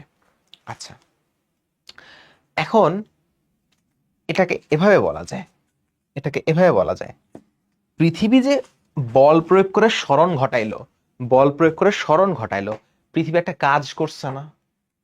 পৃথিবী একটা কাজ করছে। এখন তুমি যদি পৃথিবী এবং এই তোমার বান্ধবী, এই দুইটাকে একসাথে চিন্তা করো, ঘটনা ঘটতেছে কাদের মধ্যে? ঘটনা ঘটতেছে পৃথিবী এবং তোমার এই বান্ধবীর মধ্যে। তুমি ঘটনা থেকে আউট, তুমি তোমার বান্ধবীকে ফেলে দিয়ে ঘটনা থেকে তুমি আউট, তুমি নাই। ঘটনা ঘটতেছে তোমার এই বান্ধবী এবং পৃথিবীর মধ্যে, এদের মধ্যে আকর্ষণ বিকর্ষণ যা হয় হচ্ছে। তাহলে এদের মধ্যে আমরা চিন্তা করতে পারি কোনো একটা শক্তি আছে, কোনো একটা শক্তি আছে পৃথিবী এবং এদের মাঝখানে কোনো একটা শক্তি আছে। দেখো, পৃথিবী কাজ করতেছে, টেনে নিয়ে আসতেছে, তার মানে পৃথিবী শক্তি খরচ করতেছে। শক্তি খরচ কোন জায়গা থেকে করবে? শক্তি কোন জায়গা থেকে খরচ করবে? তার মানে এদের মধ্যে কোনো একটা শক্তির রিজার্ভ আছে, শক্তি কোনো একটা জায়গায় সংরক্ষিত আছে, এটা খরচ সে করতেছে। তাহলে বলতে পারি পৃথিবী এবং তোমার এই বান্ধবী, এটা হলো তোমার সেই বান্ধবী যারা তুমি একদম দেখতে পারো না, তোমার ক্লাসের সেই বান্ধবী যারা একদম তুমি দেখতে পারো না। পৃথিবী এবং এই বান্ধবী, এরা এরা এদেরকে একসাথে বলা হয়, আমি বললাম পৃথিবী এবং বান্ধবী, এই দুইটাকে তুমি একসাথে বলতে পারো একটা সিস্টেম, একটা বলতে পারো একটা সিস্টেম। সিস্টেম কি জিনিস? যাদের মধ্যে কোনো ঘটনা ঘটে, ঠিক আছে, সিস্টেম। এখন তুমি এটা শিওর যে যেহেতু পৃথিবী ওকে বল প্রয়োগ করে টেনে নিয়ে আসতেছে, বল প্রয়োগ করতেছে, স্মরণ হচ্ছে, অবশ্যই পৃথিবী শক্তি খরচ করতেছে। এখন শক্তিটা কোন জায়গা থেকে খরচ করবে? তার মানে অবশ্যই এই সিস্টেমের মধ্যে, এই সিস্টেমের মধ্যে কোথাও না কোথাও এনার্জি স্টোর করা ছিল। এনার্জি বা শক্তি, এনার্জি স্টোর বা সংরক্ষণ করা ছিল। এই যে এনার্জি, এটাকে আমরা বলছি, এই যে শক্তি, এটাকে আমরা বলছি বিভব শক্তি। তার মানে তোমার বান্ধবী যখন এই উপরে ছিল, এই পজিশনে ছিল, তখন এখানে একটা শক্তি ছিল। এই শক্তিটা কত? আমি ধরে নিলাম এনার্জিতে ই দিয়ে শুরু হয়, আমি ধরে নিলাম ই। বিভব শক্তিকে প্রকাশ করা হচ্ছে ই দিয়ে, তোমাদের এসএসসিতে আর কি। বড়রা আবার ই বলে না, বড়রা অন্য কিছু বলে। তো ই দিয়ে প্রকাশ করা হয়। তো এইখানে আমি বললাম ই এইচ, মানে ই হাই। হাই মানে অনেক অনেক শক্তি আছে এখানে। যখন এটা নিচে নামতেছে, বল প্রয়োগ করা হচ্ছে, স্মরণ করা হচ্ছে, তখন একটা কাজ হচ্ছে। কাজ হচ্ছে, কাজ মানে কি? কাজ মানে শক্তি ক্ষয় হচ্ছে, শক্তি ব্যয় হয়ে যাচ্ছে, একটা কাজ হচ্ছে। কাজ হয়ে এটাই পৃথিবীতে ফেরত চলে আসলো, উপর থেকে এটা মাটিতে পড়ে গেল। যখন মাটিতে পড়ে গেল, যখন তোমার বান্ধবী মাটিতে পড়ে গেল, সে তো মারা যাবে অবশ্যই, ভালো হইছে, বদ বেডি মারা গেছে, ভালো হইছে, ভালো হইছে, একটা জঞ্জাল কমছে পৃথিবী থেকে। তো এখন পৃথিবীতে আসার পর শক্তি তো কমে যাবে না? ইএইচ কাজ করলা, শক্তি কমে যাবে, শক্তি কমে কত হয়ে যাবে? ইএল বা ই লো। ই লো, লো লো মানে কম, ই লো, শক্তি কমে গেল। এই যে শক্তির পার্থক্য, তুমি কখনো এটা মাপতে পারবা না যে এদের মাঝখানে কি পরিমাণ শক্তি এখানে ছিল, এদের মাঝখানে এখানে কি পরিমাণ শক্তি ছিল, তুমি এটা কখনো মাপতে পারবা না। কেউ জানে না কত পরিমাণ শক্তি ছিল, বাট তুমি এটা মাপতে পারবা কতটুকু, কতটুকু শক্তি পরিবর্তন হইল, কতটুকু শক্তি পরিবর্তন হইল এ দুটার মাঝখানে। কেমনে? দেখো, তুমি কিন্তু জানো যতটুকু কাজ হইছে ততটুকু শক্তি পরিবর্তন হবে। এখন কাজ মানে কি? ডাব্লু। কাজ মানে কি? ডাব্লু। ফর্মুলা কি ছিল? W equals to F S cos theta. দেখো, যেদিকে বল প্রযুক্ত হচ্ছে সেদিকেই বস্তুটা নামতেছে, যেদিকে বল সেদিকেই সরণ, দুটা দিক সেম দিক, দুটা সেম দিকে। তাহলে দুটা একই দিকে হলে তাদের মধ্যবর্তী কোণ কত? মধ্যবর্তী কোণ 0 ডিগ্রি হবে।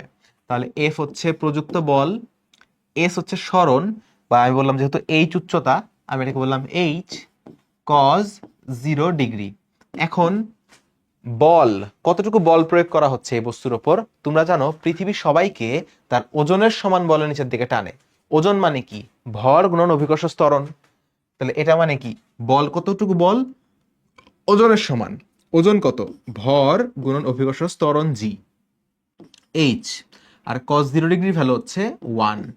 তো আমি বলতে পারি W equals to M G H. W equals to M G H. এবং এই ডাব্লুই হচ্ছে কৃতকাজ, মানেই হচ্ছে কতটুকু শক্তি পরিবর্তন হইল বা কতটুকু বিভব শক্তি পরিবর্তিত হইল। দেখো, বিভব শক্তি কিন্তু শুধু এই উপরে নিচে, এই উপরে এইচ, এটা এইখানে থাক, এইখানে থাক, এখানে থাক, জাননে থাক এইচ, এটা উপর থেকে নিচে নামলো, পরিবর্তন হলো ই। এখন এটা এমনে এমনে ঘুইরা ঘুইরা সাপের মতো নিচে পড়তে পারে, সোজাও নিচে পড়তে পারে। পথের উপর নির্ভর করে না, কেমনে কি ঘটতেছে তার উপর নির্ভর করে না। বিভব শক্তি শুধুমাত্র নির্ভর করে অবস্থানের উপর, কোন অবস্থানে আছে তার উপর। এজন্যই বলে অবস্থানের উপর যে শক্তি নির্ভরশীল তাকে বলে বিভব শক্তি। ঠিক আছে? এখন যেহেতু আমাদের কখনোই পৃথিবী এবং এই বস্তুর এই সিস্টেমের মধ্যে কতটুকু শক্তি আছে বের করার প্রয়োজন হয় না। এই ই এইচ এর মান আমার কখনো জানা লাগবে না, ই এল এর মান আমার কখনো জানা লাগবে না। আমার শুধু জানা লাগবে এদের মাঝখানে শক্তির পার্থক্য কতটুকু কাজ হয়েছে এখানে, এটা বের করা লাগে। এই জন্য হিসাবের সুবিধার জন্য ধরে নেওয়া হয় ই এল এর ভ্যালু, ধরে নেওয়া হয় ই এল বা লো, যে কোনো একটা ভ্যালু 0 ধরে নেওয়া হয়। তুমি তো কখনোই শক্তিটা বের করতে চাও না ভাই, বিভব শক্তি। তুমি বের করতে চাও একটা ঘটনা যখন ঘটছে শক্তির পার্থক্য কত হয়েছে সেটা বের করতে চাও। সো তুমি তোমার সুইটেবল যে কোনো জায়গায়, এটা ভূমি হতে পারে, এটা উচ্চতা হতে পারে, যে কোনো জায়গায় তুমি ধরে নিবা বিভব শক্তি 0। এখান থেকে এইচ উচ্চতায় উঠলে সেখানে বিভব শক্তি কত হবে, 0 থেকে ই পরিমাণ বৃদ্ধি পাবে, হয়ে যাবে এটা ই। সো ধরো তুমি হিসাব করতে চাও যে তুমি একটা ছাদে দাঁড়ায় আছো, এখান থেকে একটা বল তুমি আকাশে ছুঁড়ে মারছো, বলটা এই উচ্চতা উপরে উঠছে, তাহলে তুমি ধরে নিবা এটা হচ্ছে ভূমি, এখানে বিভব শক্তি 0। তাহলে উপরে বিভব শক্তি কত হবে, এম জি এইচ। ঠিক আছে? ধরো তোমার বন্ধু এখানে আছে, এখান থেকে উপরে মারছে, উচ্চতা হচ্ছে h1, তাহলে তোমার বন্ধু ধরে নিবে এটা হচ্ছে ভূমি, এবং এখানে শক্তি কত, এম জি এইচ ওয়ান। ভাই এখানে এম জি এইচ ওয়ান তো শক্তি না, শক্তি ধরলে তো ভুল হবে, এম জি এইচ ওয়ান তো এখানে এখানে শক্তির পার্থক্য। সমস্যা নাই, সমস্যা নাই, সমস্যা নাই। তুমি তো মানে কাজ করবা না কখনো, এম জি এইচ ওয়ান এখানে শক্তি আছে, ওইটা তোমার লাগবে না। এটা কেন লাগবে, যে এখান থেকে তার মানে এখানে উঠতে mgh1 পরিমাণ শক্তি খরচ করতে হয়, বা mgh1 পরিমাণ কাজ করতে হয়। আমরা সবসময় তো কাজ নিয়ে হিসাব করব, চ্যাপ্টারটাই তো কাজ, শক্তি, ক্ষমতা।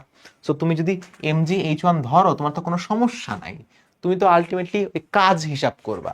সো এটাই আসবে, পার্থক্য এটাই হয় সবসময়। এখানে যদি তুমি 0 ধরো, এখানে mgh1 ধরো, তাও তো পার্থক্য mgh1ই আসবে, তাই না?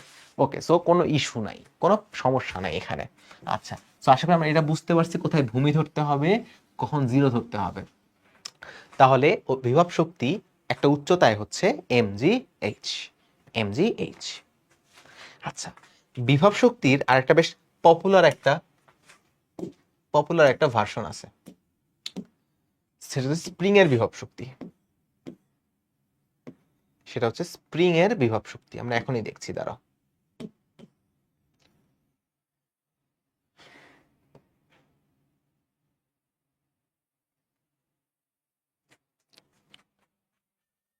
ওকে, দাঁড়াও একটু ওয়েট। সেটা হচ্ছে স্প্রিং এর বিভব শক্তি। তোমরা স্প্রিং দেখছো না? স্প্রিং চিনো? স্প্রিং, যে এই যে একটা স্প্রিং, এটা একটা স্প্রিং। যদি তুমি এই স্প্রিংকে সংকুচিত করো, এই স্প্রিংকে কি করলা, সংকুচিত করলা, কিংবা এই স্প্রিংকে প্রসারিত করলা, কি পরিমাণ, ধরো এই যে এই স্প্রিংটাকে প্রসারিত করলা, কতটুকু সংকোচন বা কতটুকু প্রসারণ করলা, ধরো এই অবস্থায় এটা ছিল, তুমি এটাকে সংকোচন করছো এক্স পরিমাণ, বা এটাকে প্রসারণ করছো এক্স পরিমাণ, সংকোচন করছো অথবা প্রসারণ করছো একই পরিমাণ এক্স পরিমাণ। তাহলে প্রত্যেকটা স্প্রিং এর একটা ধ্রুবক থাকে, প্রত্যেকটা স্প্রিং এর একটা ধ্রুবক থাকে, প্রত্যেকটা স্প্রিং এর একটা স্প্রিং এর ধ্রুবক থাকে, এটা হচ্ছে কে। এই ধ্রুবকটাকে বলা হয় কে, স্প্রিং ধ্রুবককে বলা হয় কে। এখন এই স্প্রিং ধ্রুবক যদি কে হয়, প্রত্যেকটা স্প্রিং এর জন্য স্প্রিং এর গায়ে লেখা থাকে, তাহলে এক্স পরিমাণ সংকোচন কিংবা এক্স পরিমাণ প্রসারণ, এক্স পরিমাণ সংকোচনও হতে পারে কিংবা এক্স পরিমাণ প্রসারণও হতে পারে। এর কারণে স্প্রিং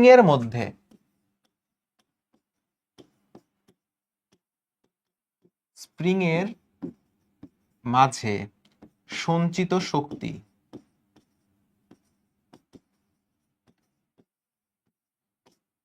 ইএস মানে ই স্প্রিং, এস তে বোঝাচ্ছে স্প্রিং, এনার্জি অফ স্প্রিং, এটা হবে হাফ কে এক্স স্কোয়ার। সংকোচনেও যে পরিমাণ, প্রসারণেও সেই পরিমাণ, একই formula, half K X square. এখন এখানে তোমাদের মনের মধ্যে খুঁতখুঁত আসতে পারে যে তাহলে ভাই স্প্রিং ধ্রুবকটা একটু ব্যাখ্যা করেন, স্প্রিং ধ্রুবক কি জিনিস? স্প্রিং ধ্রুবক কি জিনিস? আচ্ছা, আমি তোমাকে একটু শর্টে ব্যাখ্যা করি জিনিসটা। যদি তোমাদের অন্য অধ্যায়ে পড়া উচিত এটা, তাহলে তোমাকে শর্টে ব্যাখ্যা করি। একটা স্প্রিংকে যদি তুমি এফ বল প্রয়োগ করো, তাহলে এই এফ বল প্রয়োগ করার কারণে স্প্রিংটা একটু প্রসারিত হয়। স্প্রিংটা কতটুকু প্রসারিত হয়? ধরলাম স্প্রিংটা এক্স পরিমাণ প্রসারিত হয়। তাহলে যদি এমন হয় এফ বল প্রয়োগে এক্স পরিমাণ প্রসারিত হয়, বা এভাবে বলা উচিত এক্স পরিমাণ প্রসারিত হয় এফ বল প্রয়োগে, এটা তো সরণ, তাহলে এক্স মিটার হইতে পারে, এক্স মিটার সরণ হয় এফ নিউটন বল প্রয়োগে। তাহলে 1 মিটার সরণ কখন হবে? ঐকিক নিয়ম এফ বাই এক্স। এই যে এফ বাই এক্স, এই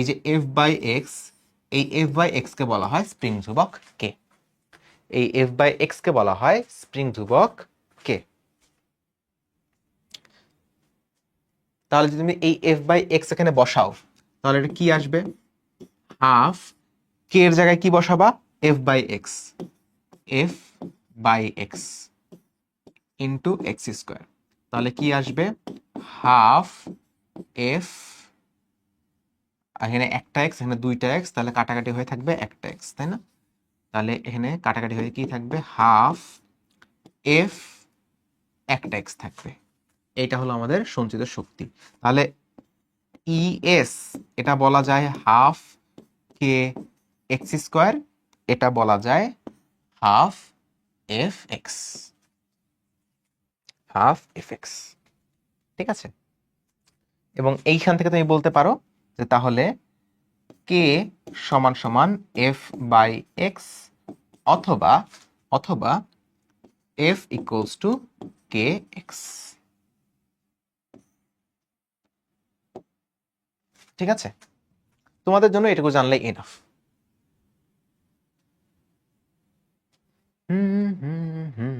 খালি একটা ফর্মুলাটা জানতে হবে আর কি। স্প্রিং এর মধ্যে যদি এক্স পরিমাণ সংকোচন করো চাপ দিয়ে, তাহলে স্প্রিং এর মধ্যে একটা শক্তি জমা হয়, সেটা হচ্ছে হাফ কে এক্স স্কোয়ার। যদি তুমি টেনে লম্বা করো, তাহলে স্প্রিং এর মধ্যে একটা শক্তি জমা হয়, সেটা কত? Half K X square. আচ্ছা, বুঝতে পারছো? ওকে, লেটস গো। মনে মাথার উপর দিয়ে যাচ্ছে, একটু পানি খাও, আমি একটু পানি খাই। হ্যাঁ, আমার সাথে তুমি একটু পানি খাও, তাহলে ভালো লাগবে, শান্ত লাগবে। কঠিন লাগলেও ভয় নেই, আমার সাথে সাথে পড়ো, আমাকে ভরসা রাখো, দেখো ভালো লাগবে, সহজ লাগবে, কঠিন লাগবে না। কঠিন লাগবে না। ওকে, দেখো, কাজ ও শক্তির সম্পর্ক। আমরা মাত্র কি দেখলাম? আমরা যা দেখছি তাই একটু সামারাইজ করব। যে গতিশক্তির ক্ষেত্রে যখন আনুভূমিকভাবে জিনিসপত্র মুভ করে, এখান থেকে ধরো এখানে মুভ করলে একটা বস্তু আনুভূমিকভাবে, বা নর্মাল যে কোনো গতির ক্ষেত্রে, আগে ছিল ইউ, এখন হলো ভি। তাহলে গতিশক্তির যে পরিবর্তন,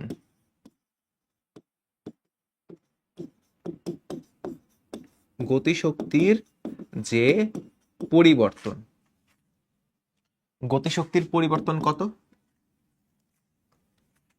আগে ছিল হাফ এম ইউ স্কোয়ার, এখন হয়ে গেছে হাফ এম ভি স্কোয়ার। তাহলে এখন হয়ে গেছে half M V square minus আগে ছিল হাফ এম ইউ স্কোয়ার। এই গতিশক্তির পরিবর্তন হচ্ছে কৃত কাজের সমান। গতিশক্তির পরিবর্তন হচ্ছে কতটুকু কাজ করা হয়েছে সেই কৃত কাজ। কৃত কাজ মানে করা কাজ, কৃত কাজের সমান। এটা আমরা দেখছিলাম না যে গতিশক্তি বাড়াইতে হলে তোমাকে কাজ করতে হয়, কাজ করার জন্য শক্তি লাগে, সেই শক্তিটা আবার গতিশক্তি বৃদ্ধিতে হেল্প করে।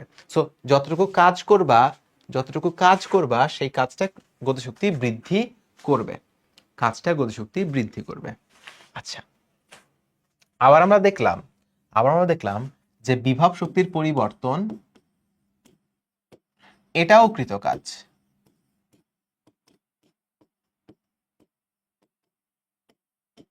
বিভব শক্তির পরিবর্তন mgh এটাও কিন্তু কৃত কাজ, এটাও কিন্তু কৃত কাজ।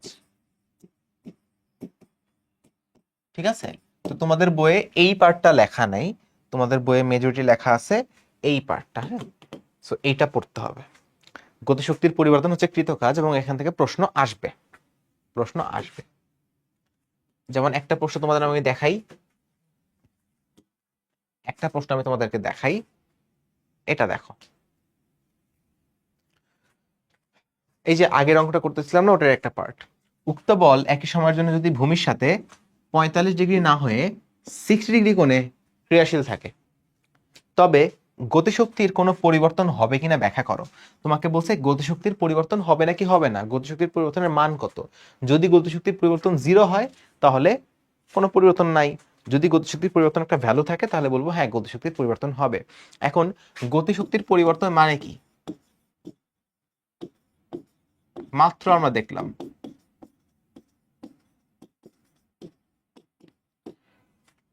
গতিশক্তির পরিবর্তন মানে হচ্ছে কৃত কাজ।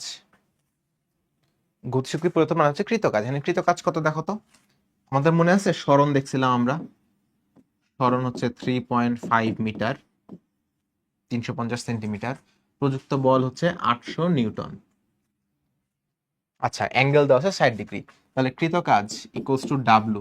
ডাব্লু মানে কি এফ এস কজ থিটা।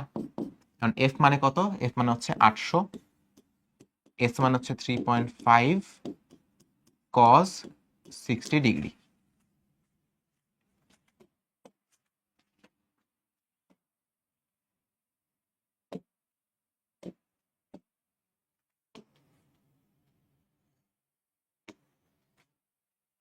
আচ্ছা, তাহলে 800 গুণন 3.5 গুণন cos 60 কত হয়?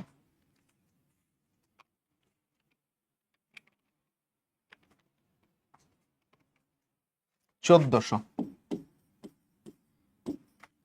জুল। এটা হলো গতিশক্তির পরিবর্তন। শক্তি যেহেতু, শক্তির একক কত? জুল। আমি বলতেছি গতিশক্তির পরিবর্তন কত? 1400 জুল। তাহলে উত্তর কি হবে? গতিশক্তির পরিবর্তন হবে? উত্তর হবে যে হ্যাঁ গতিশক্তির পরিবর্তন হবে, গতিশক্তির পরিবর্তন হবে।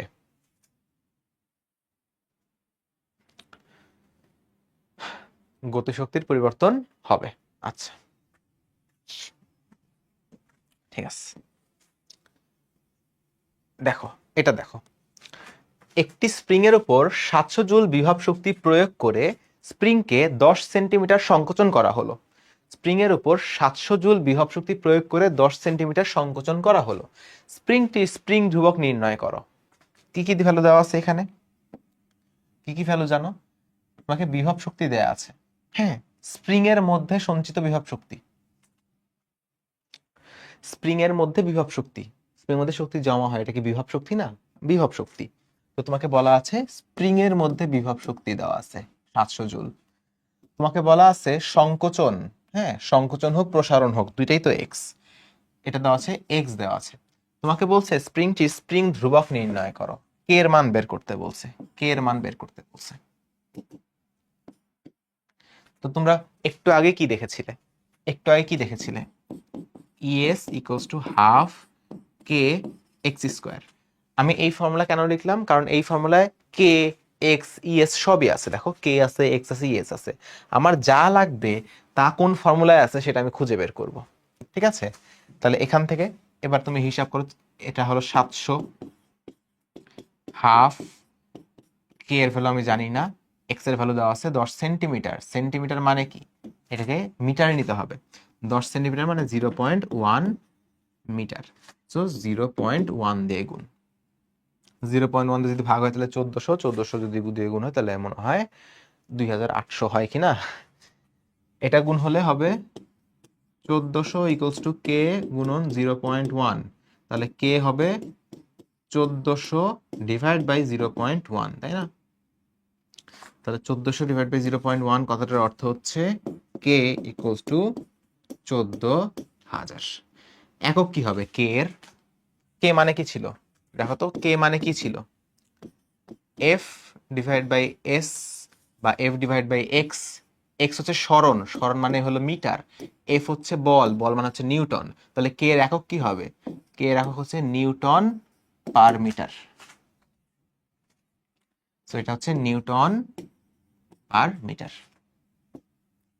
Newton per metre. বুঝছো? 1400 নিউটন পার মিটার। একবার ক্যালকুলেটর করে দেখি।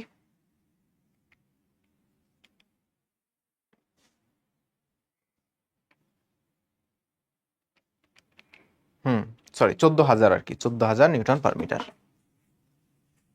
এটা হচ্ছে আমাদের অ্যান্সার।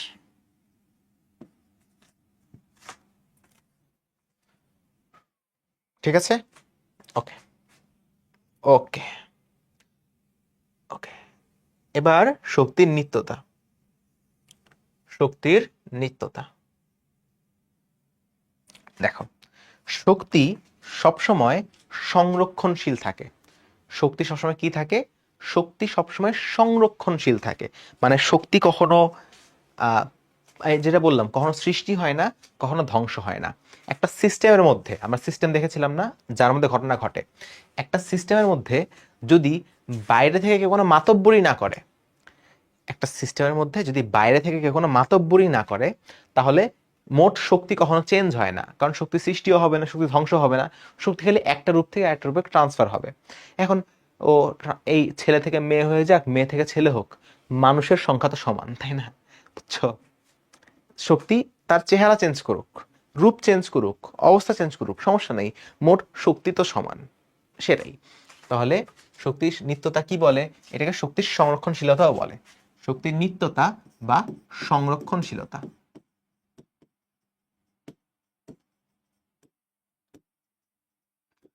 শক্তির নিত্যতা বা সংরক্ষণশীলতা, যেটাকে ইংলিশে বলে কনজারভেশন অফ এনার্জি। ইংলিশে বলে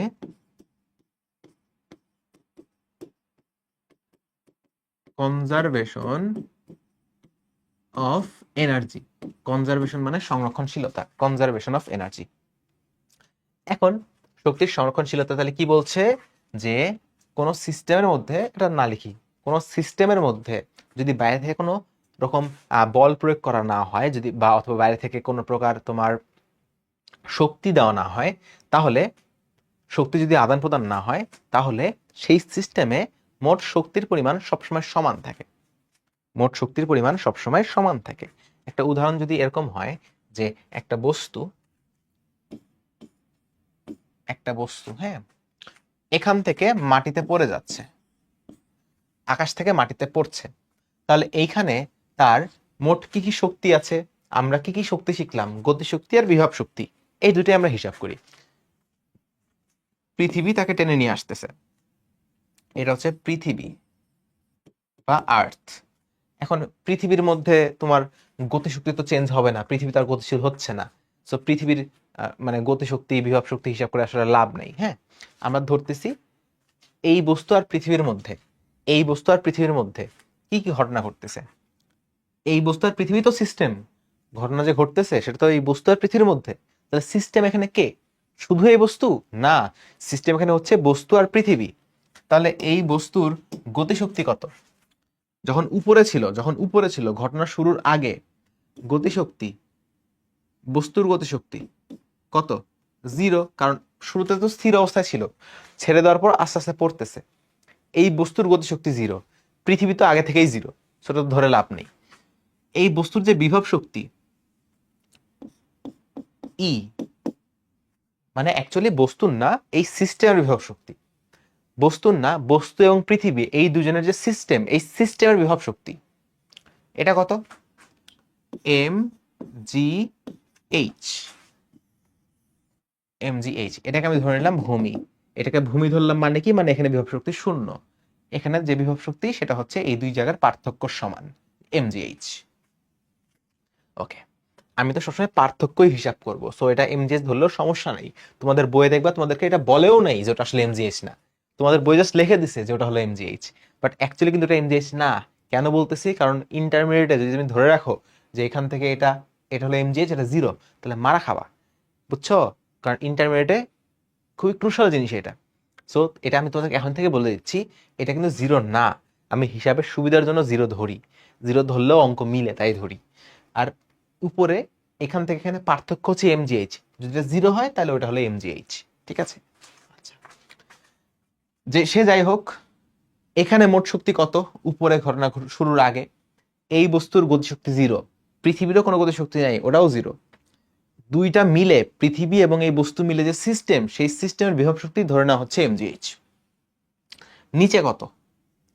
নিচে কত? নিচে কত? এখানে যখন আসবে, উপর থেকে নিচে পড়বে, এই বস্তু একটা বেগ লাভ করবে, একটা ভি বেগ লাভ করবে, যার কারণে এই বস্তুর একটা গতিশক্তি থাকবে হাফ এম ভি স্কোয়ার। পৃথিবী তো স্থির, পৃথিবীতে কোনো গতিশক্তি নাই। বিভব শক্তি, পৃথিবী এবং এই বস্তুর মধ্যে যে বিভব শক্তি, সেটা এখন কি হবে? জিরো হয়ে যাবে, কারণ এটা আমি ভূমি ধরে নিয়েছি। জিরো, জিরো, ঠিক আছে। তাহলে শক্তির নিত্যতা বলে এইটা, এখানে মোট শক্তি এবং এখানে মোট শক্তি, এখানে মোট শক্তি ই টোটাল, এখানে মোট শক্তি ই টোটাল, এই দুইটা সমান, এই দুইটা সমান। তার মানে M G H equals to, এখানে হচ্ছে আমার নিচে টোটাল কত? হাফ এম ভি স্কোয়ার যোগ জিরো, অর্থাৎ half M V square. Total mgh, total half M V square. এটা হচ্ছে শক্তির নিত্যতা। সবসময় যে এই কন্ডিশন আসবে তেমন না, এখানে মূল কন্ডিশন হচ্ছে এইটা এবং এইটা সমান। সো মূল কন্ডিশন কোনটা? মূল কন্ডিশন হচ্ছে, মূল কন্ডিশন হচ্ছে এই ব্যক্তি এবং এই ব্যক্তি, এরা কি? এরা হচ্ছে ইকুয়াল বা সমান। ঠিক আছে, এটাই হচ্ছে শক্তির নিত্যতা বা শক্তির সংরক্ষণশীলতা। তাহলে দেখো, যদি আমি তোমাদের একটা অঙ্ক দেখাই, দেখো একটা অঙ্ক দেখাই। পারভেজ গাছ থেকে আম পাড়ার জন্য 15 মিটার/সেকেন্ড বেগে একটি আইফোন সোজা উপরের দিকে নিক্ষেপ করলো। আমটি 10 মিটার উচ্চতায় আছে। আইফোনটি আম স্পর্শ করতে পারবে কিনা হিসাব করো। ঠিক আছে, আইফোনটা আম স্পর্শ করতে পারবে কিনা হিসাব করো। কেমনে করবা? দেখো, বেগ, হ্যাঁ, বেগ জানো তুমি, বেগ জানার অর্থ হচ্ছে বেগের সাথে গতিশক্তি related, half M V square. উচ্চতা আছে, উচ্চতার সাথে বিভব শক্তি রিলেটেড, মানে mgh। তো গতিশক্তি বিভব শক্তি কেমনে কানেক্ট করে? ওই যে শক্তির সংরক্ষণশীলতা। ওকে, তাহলে আসো শক্তির সংরক্ষণশীলতা অ্যাপ্লাই করবো। আমরা বুঝে গেছি শক্তির সংরক্ষণশীলতা অ্যাপ্লাই করতে হবে। তাহলে আইফোনটি আম স্পর্শ করতে পারবে কিনা আমার বের করতে হবে। ফোনটা যখন আমি উপরে ছুঁড়ে মারতেছি, যখন আমি উপরে ছুঁড়ে মারবো, ছুঁড়ে মারার পর এটা একটা উচ্চতায় উঠবে, উঠে আর উঠতে পারবে না, থেমে যাবে। এই উচ্চতা এইচ, এইটা আমি বের করব। যদি আমি দেখি এই এইচ এর মান 10 মিটারের চেয়ে বেশি, তাহলে ফোনটা অনেক উপরে উঠবে 10 মিটারের চেয়ে, তো অবশ্যই আমকে ধাক্কা দিবে। মাঝখানে এখানে আম থাকবে, আমকে একটা ধাক্কা দিয়ে যাবে। যদি এইচ এর মান 10 মিটারের চেয়ে কম হয়, তাহলে আম পর্যন্ত সে উঠতেই পারবে না, আম পর্যন্ত। ওকে, সো এইচ আমি বের করব। সো শক্তির সংরক্ষণশীলতা অ্যাপ্লাই করো উপরে আর নিচে। নিচে এখানে কি? এখানে একটা আদিবেগ আছে, আদিবেগ আছে ইউ। কত আদিবেগ? 15 মিটার/সেকেন্ড বেগে তাকে নিক্ষেপ করা হয়েছে। আমি ধরে নিচ্ছি এটা হচ্ছে ভূমি, এটা হচ্ছে ভূমি। সুবিধা মতো ধরবো আমি, এটা হচ্ছে ভূমি।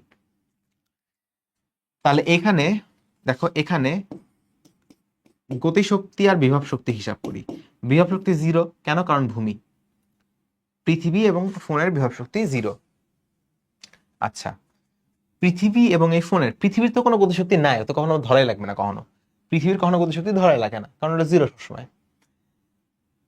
ফোনের গতিশক্তি প্রথমে কত? হাফ এম ইউ স্কোয়ার, এবং শেষে উপরে যায় তো এটা থেমে যায়, ফোনটা উপরে যায়, থেমে যায় সর্বোচ্চ উচ্চতা, তখন নামতে শুরু করে, শূন্য। তাহলে এখানে বিভব শক্তি এম জি এইচ, গতিশক্তি কত? গতিশক্তি 0। এখন এই দুটো সমান হবে অবশ্যই, এইটা এবং এইটা সমান হবে অবশ্যই। তাহলে আসলে সমান করি, এম জি এইচ প্লাস 0 হচ্ছে উপরে, নিচে মোট কত? 0 plus half M U square. দেখো তাহলে এখানে থাকতেছে M G H equals to half M U square. দেখো এখানে তোমার এম এবং এম কাটাকাটি চলে যায়, উভয় পক্ষ থেকে এম এবং এম কাটাকাটি চলে যায়। কাটাকাটি চলে গেলে থাকবে হলো G H equals to half U square. সবগুলো মান বসাও, আমি বের করব এইচ এর মান। তাহলে H equals to half U square divide by G, value বসাও। হাফ ইউ মানে হচ্ছে 15 স্কোয়ার ডিভাইডেড বাই জি মানে হচ্ছে 9.8। তাহলে এইট সমান সমান কত আসবে?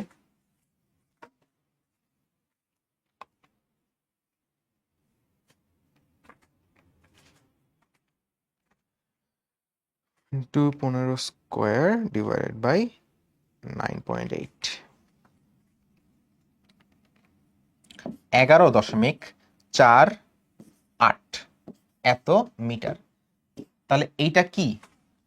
এইচ কিন্তু 10-এর চেয়ে বড়, যেহেতু 10-এর চেয়ে বড়, তাহলে আমি কি বলতে পারি? যে অবশ্যই 10-এর চেয়ে বেশি উচ্চতায় উঠবে। 10 মিটার উপরে আম আছে, এ 10-এর চেয়ে বেশি উচ্চতায় উঠে, তাহলে অবশ্যই আমকে ধাক্কা দিয়ে তারপর উঠবে। সো আমি বলতে পারি এটা আমকে স্পর্শ করতে পারবে কি? অবশ্যই উত্তর হবে হ্যাঁ, পারবে।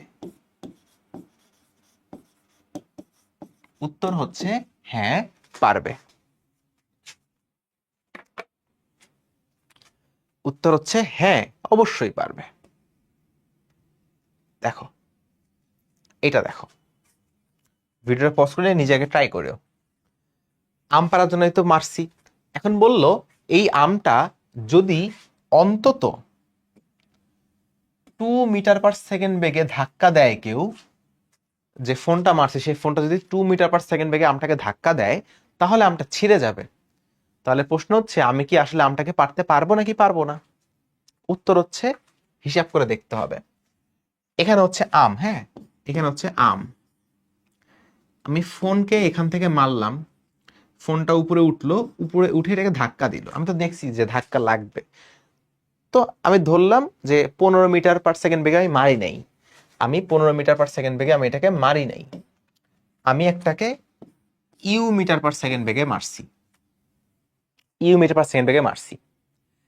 যখন ধাক্কা লাগে ধরে নিচ্ছি, তখন এটার বেগ হচ্ছে 2 মিটার/সেকেন্ড। কেন ধরে নিলাম 2 মিটার/সেকেন্ড? কারণ 2 মিটার/সেকেন্ড হলে এত বেগে ধাক্কা লাগলে তখনই আমটা ছিঁড়বে। আচ্ছা, উচ্চতা তো আমি আগে থেকেই জানি, এই উচ্চতা তো ভাই আমি আগে থেকেই জানি, কত? 10 মিটার। 10 metre, 10 metre. তাহলে প্রশ্ন হচ্ছে ইউ এর মান কত হইলে এই ঘটনাটা ঘটবে? কত বেগে ছুঁড়ে মারলে আইফোনটা আমটাকে ছিঁড়তে পারবে? এর চেয়ে বেশি মারলে তো অবশ্যই ছিঁড়বে, বাট এতটুকু অন্তত মারতেই হবে যেন এখানে 2 মিটার/সেকেন্ড হয়। ওকে, শক্তির সংরক্ষণশীলতা উপরে নিচে সমান হবে, তাই না? উপরে দেখি তো উপরে কি হচ্ছে, আর এটা হচ্ছে নিচে। দেখো গতিশক্তি তো পৃথিবীরটা দরকার নেই আমার। উপরে, উপরে ফোনের বিভব শক্তি কত? mgh। ফোনের বিভব শক্তি হচ্ছে mgh। ফোনের গতিশক্তি হচ্ছে কত? 2 মিটার পার সেকেন্ড বেগ আছে, হাফ এম ভি স্কোয়ার, তাই না? ফোন এবং পৃথিবীর বিভব শক্তি হচ্ছে হাফ এম জি এইচ। ফোনের গতিশক্তি হাফ এম ভি স্কোয়ার, পৃথিবীর কোনো গতিশক্তি নাই। আচ্ছা, নিচে পৃথিবী এবং ফোনের মধ্যে যে বিভব শক্তি, এটা অনেকেই ভুল করে, অনেকে বলে ফোনের বিভব শক্তি, এটা সত্য না। ফোনের বিভব শক্তি হয় না, পৃথিবী এবং ফোনের বিভব শক্তি হয়, একটা সিস্টেমের বিভব শক্তি হয়। তো নিচে বিভব শক্তি হচ্ছে 0। কেন? কারণ আমি নিচটাকে ভূমি ধরে নিছি, আমি ধরে নিছি এটা হচ্ছে আমার ভূমি।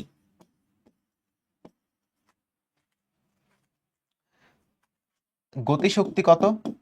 একটা আদিবেগ আছে ইউ, তাহলে হাফ এম ইউ স্কোয়ার। পৃথিবীর কোনো গতিশক্তি নাই, তাহলে এইটা সমান হবে, এইটা আর এইটা সমান হবে। সমান হইলে কত হচ্ছে? সমান হইলে হচ্ছে M G H plus half M V square equals to half M U square. ভাইয়েরা, ভয়ের কোনো কারণ নাই, এম কমন নাও। দেখো এই জায়গা থেকে এম কমন নাও, তাহলে এখান থেকে এম চলে গেলে থাকে জি H plus half V square, থাকে এম চলে যায়, তাহলে হাফ ভি স্কোয়ার। এবং এখান থেকে এমটাকে একটু সামনে নিয়ে আসো, দেখো এম, আর এখানে হাফ ইউ স্কোয়ার। খুবই মজার জিনিস তুমি খেয়াল করবা এখানে, এই যে এম, এই যে এম কাটাকাটি চলে যায় দুই পক্ষ থেকে, ভর আমার লাগেই না, আমার এখানে ভর প্রয়োজনই হয় না। আচ্ছা, আমার বের করতে হবে কোনটা? বের করতে হবে ইউ, তাই না? ইউ সবগুলা ভ্যালু বসাও। জি এর হচ্ছে 9.8, এইচ এর ভ্যালু হচ্ছে 10 প্লাস হাফ, ভি এর ভ্যালু হচ্ছে 2 square equals to half U square. Okay, এখানে ইউ কে 2 দিয়ে ভাগ করা আছে, অর্থাৎ হাফ দিয়ে গুণ করা আছে।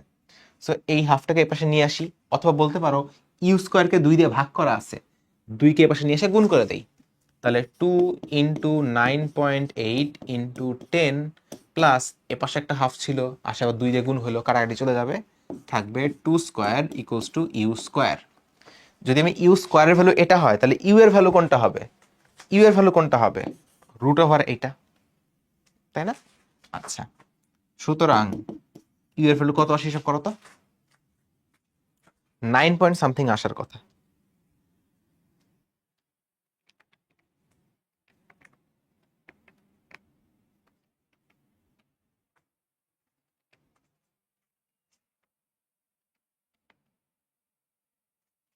আচ্ছা, আমি কি ভুল করলাম? দাঁড়াও তো, দাঁড়াও তো, দাঁড়াও তো, রুকো যারা, সাবার করো, রুকো যারা।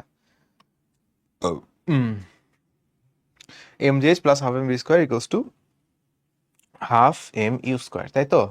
এটাই তো হওয়া উচিত না? হ্যাঁ, এটাই হচ্ছে। আমি একটু ভুল করতেছি নাকি আমি দেখি, দাঁড়াও, ওয়েট। তাহলে জি এইচ 9.8 গুণন 10 প্লাস হাফ গুণন 2 স্কোয়ার। আচ্ছা আচ্ছা, এটাই তো হবে। ওকে ওকে, এটা কি 10 মিটার না? হ্যাঁ, 10 মিটারই তো। Equals to half U square. Okay okay, তাহলে 2 ইন্টু 9.8 গুণন 10 ইউ স্কোয়ার। আচ্ছা,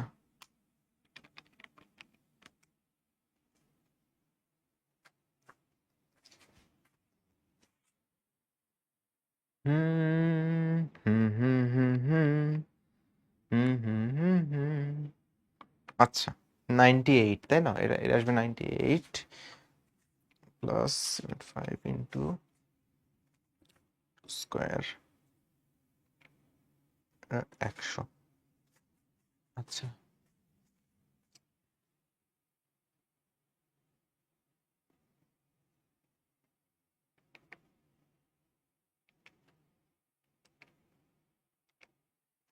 ঠিকই আছে।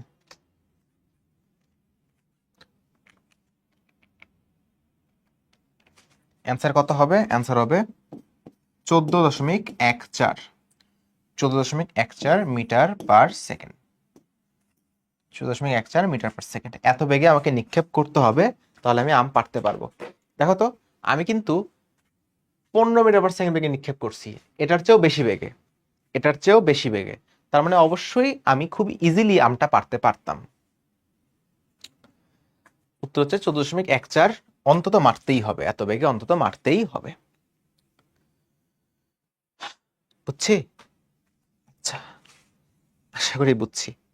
তিনটা অঙ্ক করবো। দেখো, একটা স্প্রিংকে 12 সেন্টিমিটার সংকুচিত করে তার উপর একটা 400 গ্রাম ভরের স্যামসাং গ্যালাক্সি S25 আলট্রা রেখে দেওয়া হলো। স্প্রিংকে ছেড়ে দিলে মোবাইলটা সাই করে আকাশে উড়ে যায়। 10 মিটার উচ্চতা থেকে পড়লে মোবাইল ফোনটা ভেঙে যাবে। স্প্রিং ধ্রুবক কত হলে আমরা সফলভাবে মোবাইলটা ভাঙতে পারবো? স্প্রিংটাকে সংকুচিত করে তারপর আইফোন রাখছি, আইফোন নাকি স্যামসাং, আচ্ছা সংকুচিত করে স্যামসাং রাখছি। স্প্রিং এর মধ্যে শক্তি আছে, সে দিছে একটা ধাক্কা, এই শক্তিতে এটা উপরে উঠছে, উঠে নিচে নামবে। আমার স্প্রিং ধ্রুবক বের করতে হবে কে এর মান, যেন এই ধাক্কায় উচ্চতাটা অন্তত 10 মিটার হয়। ঠিক আছে, সো জিনিসটা এরকম, চিত্র আঁকানো গেলে আঁকায় ফেলবো, তাহলে বুঝতে সুবিধা হবে। আমি রাখলাম ফোনটাকে এইভাবে সংকুচিত করে, তাহলে স্প্রিং এর মধ্যে একটা শক্তি জমা হয়ে আছে, ইএস জমা হয়ে আছে। স্প্রিংটা প্রসারিত হয়ে গেল, ধাক্কা দিয়ে ফোনটা আকাশে উঠে গেল। কতটুকু উচ্চতায় উঠলো? আমি ধরে নিলাম এটা 10 মিটার উচ্চতায় উঠে গেছে। আচ্ছা, এখন স্প্রিং এর স্প্রিং ধ্রুবক বের করতে হবে। আমরা জানি ইএস সমান সমান half K X square, ES সমান সমান হাফ কে এক্স স্কোয়ার। ওকে, হাফ কে এক্স স্কোয়ার।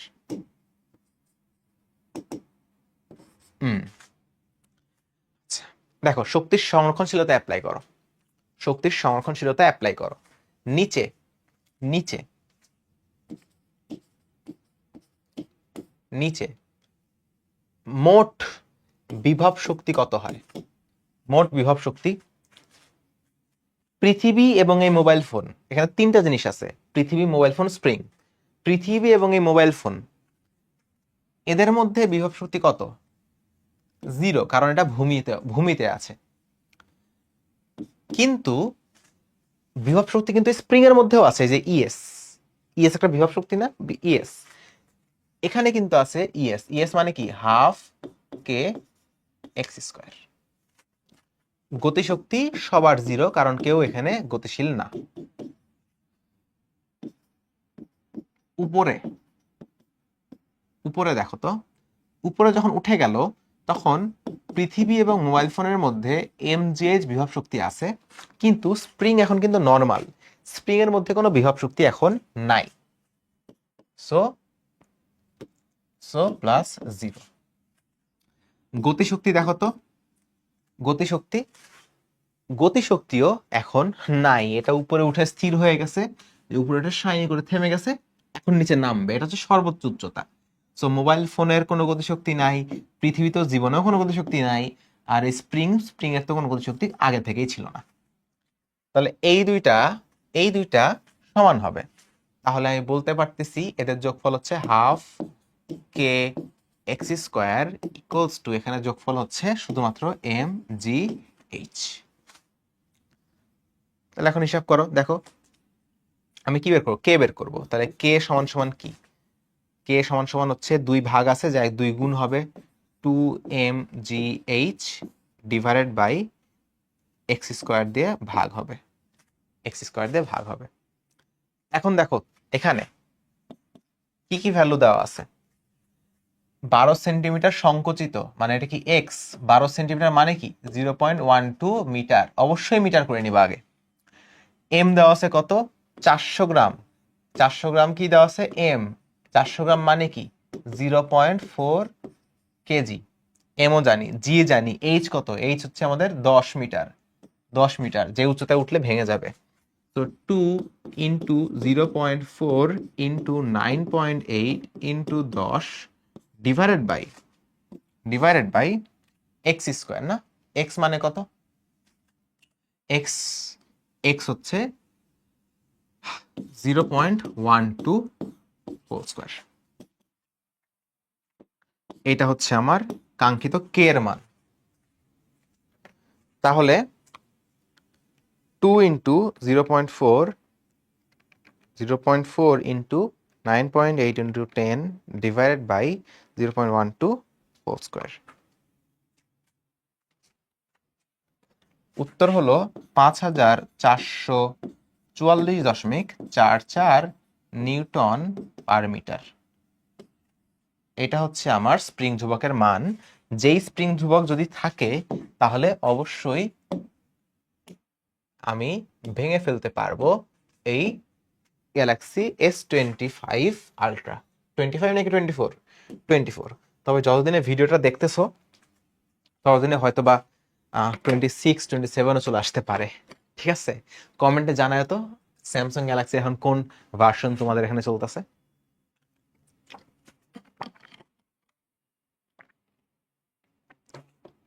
আচ্ছা ঠিক আছে, আর 2টা অঙ্ক করবো ভাই, আর তোমাকে জ্বালাবো না। 2টা অঙ্ক করবো। দেখো, আনত তলে একটা তল আছে হেলানো, অ্যাঙ্গেলটা হচ্ছে 30 ডিগ্রি, এটা হচ্ছে 30 ডিগ্রি। তোমাকে বলেছে বস্তুটি কত বেগে নিচে পড়বে, বস্তুটি কত বেগে নিচে পড়বে। শক্তির সংরক্ষণশীলতা অ্যাপ্লাই করব কেন? কারণ বেগ, বেগ মানে আমি বুঝতেছি এখানে গতিশক্তির কাহিনী আছে, আবার উচ্চতা আছে, তার মানে এখানে বিভব শক্তিরও কাহিনী আছে। তো সবচেয়ে সহজ সমাধান যেটা মাথায় আসতেছে আমার, সেটা হচ্ছে শক্তির সংরক্ষণশীলতা। এখন এখানে দেখো, বিভব শক্তি টক্তি হিসাব করবো না, পৃথিবী আর এই বস্তুর মধ্যে হিসাব করতে হবে। উপরে বিভব শক্তি পৃথিবী এবং এর মধ্যে বিভব শক্তি কত, উচ্চতা দেওয়া আছে, এটাকে ধরো ভূমি, তাহলে ভূমি থেকে উচ্চতা জানো তুমি, mgh, এটা হচ্ছে আমাদের কত, h। গতিশক্তি 0, যখন এটা নিচে চলে আসবে তখন এর একটা বেগ থাকবে v। তাহলে এইখানে এইখানে এর বিভব শক্তি 0 কারণ ভূমিতে চলে আসছে, তবে গতিশক্তি কিন্তু 12 mv²। তাহলে তাহলে শক্তির সংরক্ষণশীলতা কি বলবে, উপরে মোট শক্তি, উপরে মোট শক্তি কত, mgh,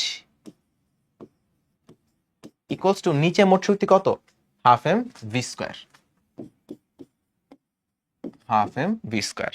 মজার বিষয় যে m আর m কাটা, যদি কাটা যায় তাহলে থাকছে এখানে gh ইকুয়ালস টু 12v²। আমি বের করো v, 2কে নিয়ে এসে গুণ করে দাও, 2gh ইকুয়ালস টু v²।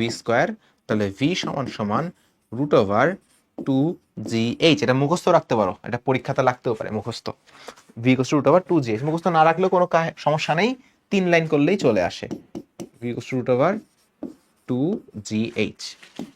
তাহলে √2 ইন্টু 9.8 ইন্টু h কত, h হচ্ছে 10। তাহলে কত আসবে এটা,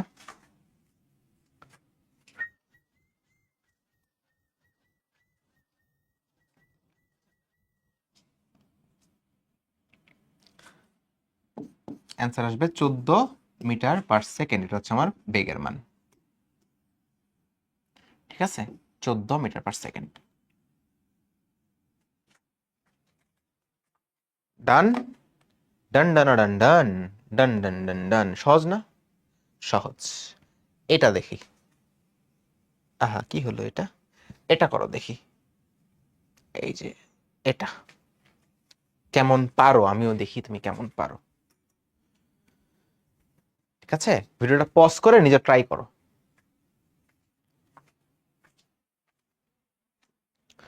এই ভিডিওটা মানে এই অঙ্কটা যারা এই ক্লাসটা করো নাই, তোমার যারা আমার ক্লাসটা করে নাই, বা ভালো কোনো মানে নিজে থেকে নিজেকে বাহাদুর মনে করে এমন মানুষজনকে দিবা।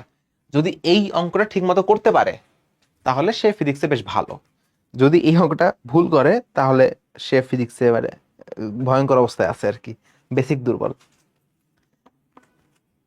দেখো, 10 মিটার উচ্চতা থেকে একটি 5 কেজি ভরের কাঁঠাল একটা স্প্রিং এর উপর পতিত হয়েছে। একটা কাঁঠাল আছে, আম হয়ে গেছে এটা, আরে একটা কাঁঠাল আছে, এই কাঁঠালটা 10 মিটার উচ্চতা থেকে একটা স্প্রিং এর উপর পড়ছে।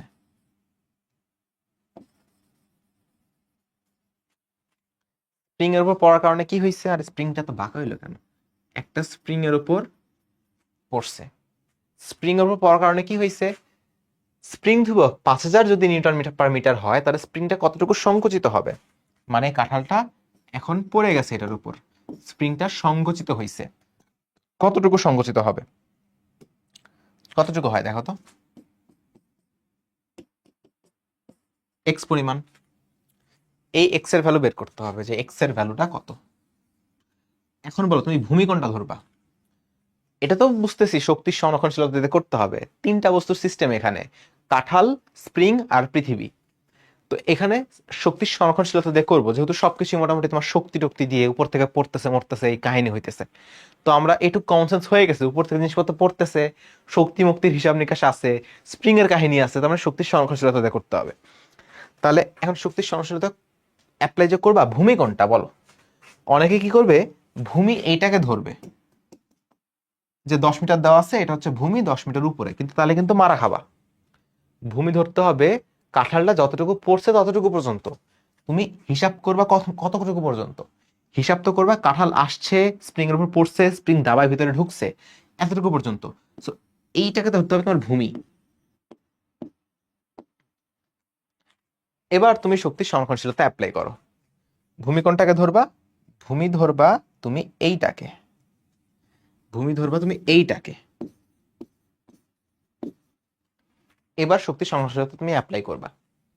তাহলে এখানে কাঁঠালের বা সবার গতিশক্তি কত? কাঁঠালের 0, কারণ কি উপরে চুপচাপ আছে, একটু পরে ভাঙবে, 0। পৃথিবীর তো জীবন থেকেই 0, স্প্রিং এর গতিশক্তি 0। বিভব শক্তি দেখো তো, পৃথিবী এবং কাঁঠালের মধ্যে বিভব শক্তি কত? M G H. এইচ মানে কোনটা? এইচ হচ্ছে ভূমি থেকে উচ্চতা, ভূমি থেকে উচ্চতা, এখানে এই কট, এই যে এটা কত? এটা তো এক্স। তাহলে ভূমি থেকে প্রথমে এক্স তারপরে 10, প্রথমে এক্স তারপরে 10, তাহলে কত হয়? 10 যোগ এক্স, এটাই হলো ট্রিক্স। 10 যোগ এক্স, অনেকে এমজি গুণন 10 দিয়ে দিবে, দিয়ে কাহিনী হয়ে যাবে, বুঝছো? এমজি গুণন 10 যোগ এক্স, কারণ ভূমি থেকে উচ্চতায় নিতে হয়। ভূমি কিন্তু এটা না, ভূমি হচ্ছে যতদূর পর্যন্ত কাঁঠাল নামে সেইটা হচ্ছে ভূমি। ভূমি থেকে প্রথমে এক্স তারপরে 10, 10 যোগ এক্স। ওকে, আর কোনো বিভব শক্তি আছে? যখন কাঁঠালটা উপরে তখন তো স্প্রিংটা নর্মাল, স্প্রিং এর মধ্যে কোনো বিভব শক্তি নাই। আচ্ছা, ওকে।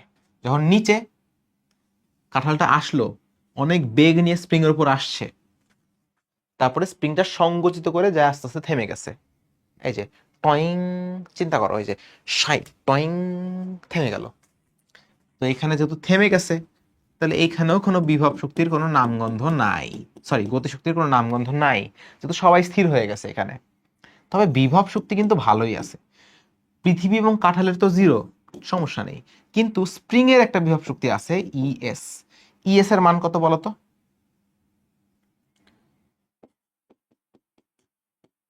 Half K X square. তাহলে এখন এইটার যোগফল এবং এটার যোগফল হবে সমান। তাহলে উপরে যোগফল কত? এম জি 10 প্লাস এক্স, আর নিচে কত? Half K X square. এটাই হলো ট্রিক্স, এর বাইরে নর্মাল হিসাব। ম্যাক্সিমাম মানুষ কি করবে জানো? M G H equals to half K X square. যে স্প্রিং এর মধ্যে শক্তি আছে, উপরে বিভব শক্তি আছে, দুটো সমান হবে, স্প্রিং ধাক্কা দিয়ে উঠায় দিবে, দুইটা সমান এরকম। কিন্তু এগুলা হবে না ভাই, এটা হবে না, এটা ভুল। M G equals to 10 plus X equals to half K X square. Okay, okay, ঠিক আছে। মানে যখন আমি, এমন হয় পোলাপান আমার কাছে আসে, ভাই আমার সময় নেই ভাই, 2 দিন পর এসএসসি এক্সাম, তাড়াতাড়ি আমাকে পড়ায় দেন, তখন আমি এভাবে পড়াই না, তখন আমি তো বল যা, M G X equals to half K X square কর, সমস্যা নেই। পরীক্ষার খাতায় ওটাও কাটে না, বাট ওটা ভুল, এটা হলো কারেক্ট। দেখো, আমি বের করবো এক্স, হ্যাঁ, এম এর ভ্যালু কত? 5 গুণন 9.8, 10 যোগ এক্স ইকুয়ালস টু হাফ গুণন 5000 হচ্ছে কে এর মান গুণন এক্স স্কোয়ার। এটা কত আসবে? এটা আসবে 49 গুণন 10 যোগ এক্স ইকুয়ালস টু, এটা আসবে 2500 এক্স স্কোয়ার। ঠিক আছে, যদি গুণ করে দাও এটা হবে 490 যোগ 49 x equals two 2500 x square. আচ্ছা, এবার তুমি এই দুই জিনিসকে ওই পাশে নিয়ে যাও, তুমি দেখবা আসবে 2500 x square minus 49 x minus 490 equals to 0। এটা দেখো একটা দ্বিঘাত সমীকরণ, যেটা তোমরা হায়ার ম্যাথে পড়ছো। হায়ার ম্যাথে কিন্তু তোমরা দ্বিঘাত সমীকরণ পড়ছো, হ্যাঁ, যে দ্বিঘাত সমীকরণ কেমনে সলভ করতে হয়। ক্যালকুলেটরে সলভ করা যায়, আবার এমনিও সলভ করা যায়। ক্যালকুলেটরেও সলভ করা যায়, আবার এমনিও সলভ করা যায়। ক্যালকুলেটরে কেমনে সলভ করে দেখবা, তোমাদের দেখাইতেছি, দাঁড়াও। ক্যালকুলেটরে কেমনে সলভ করে,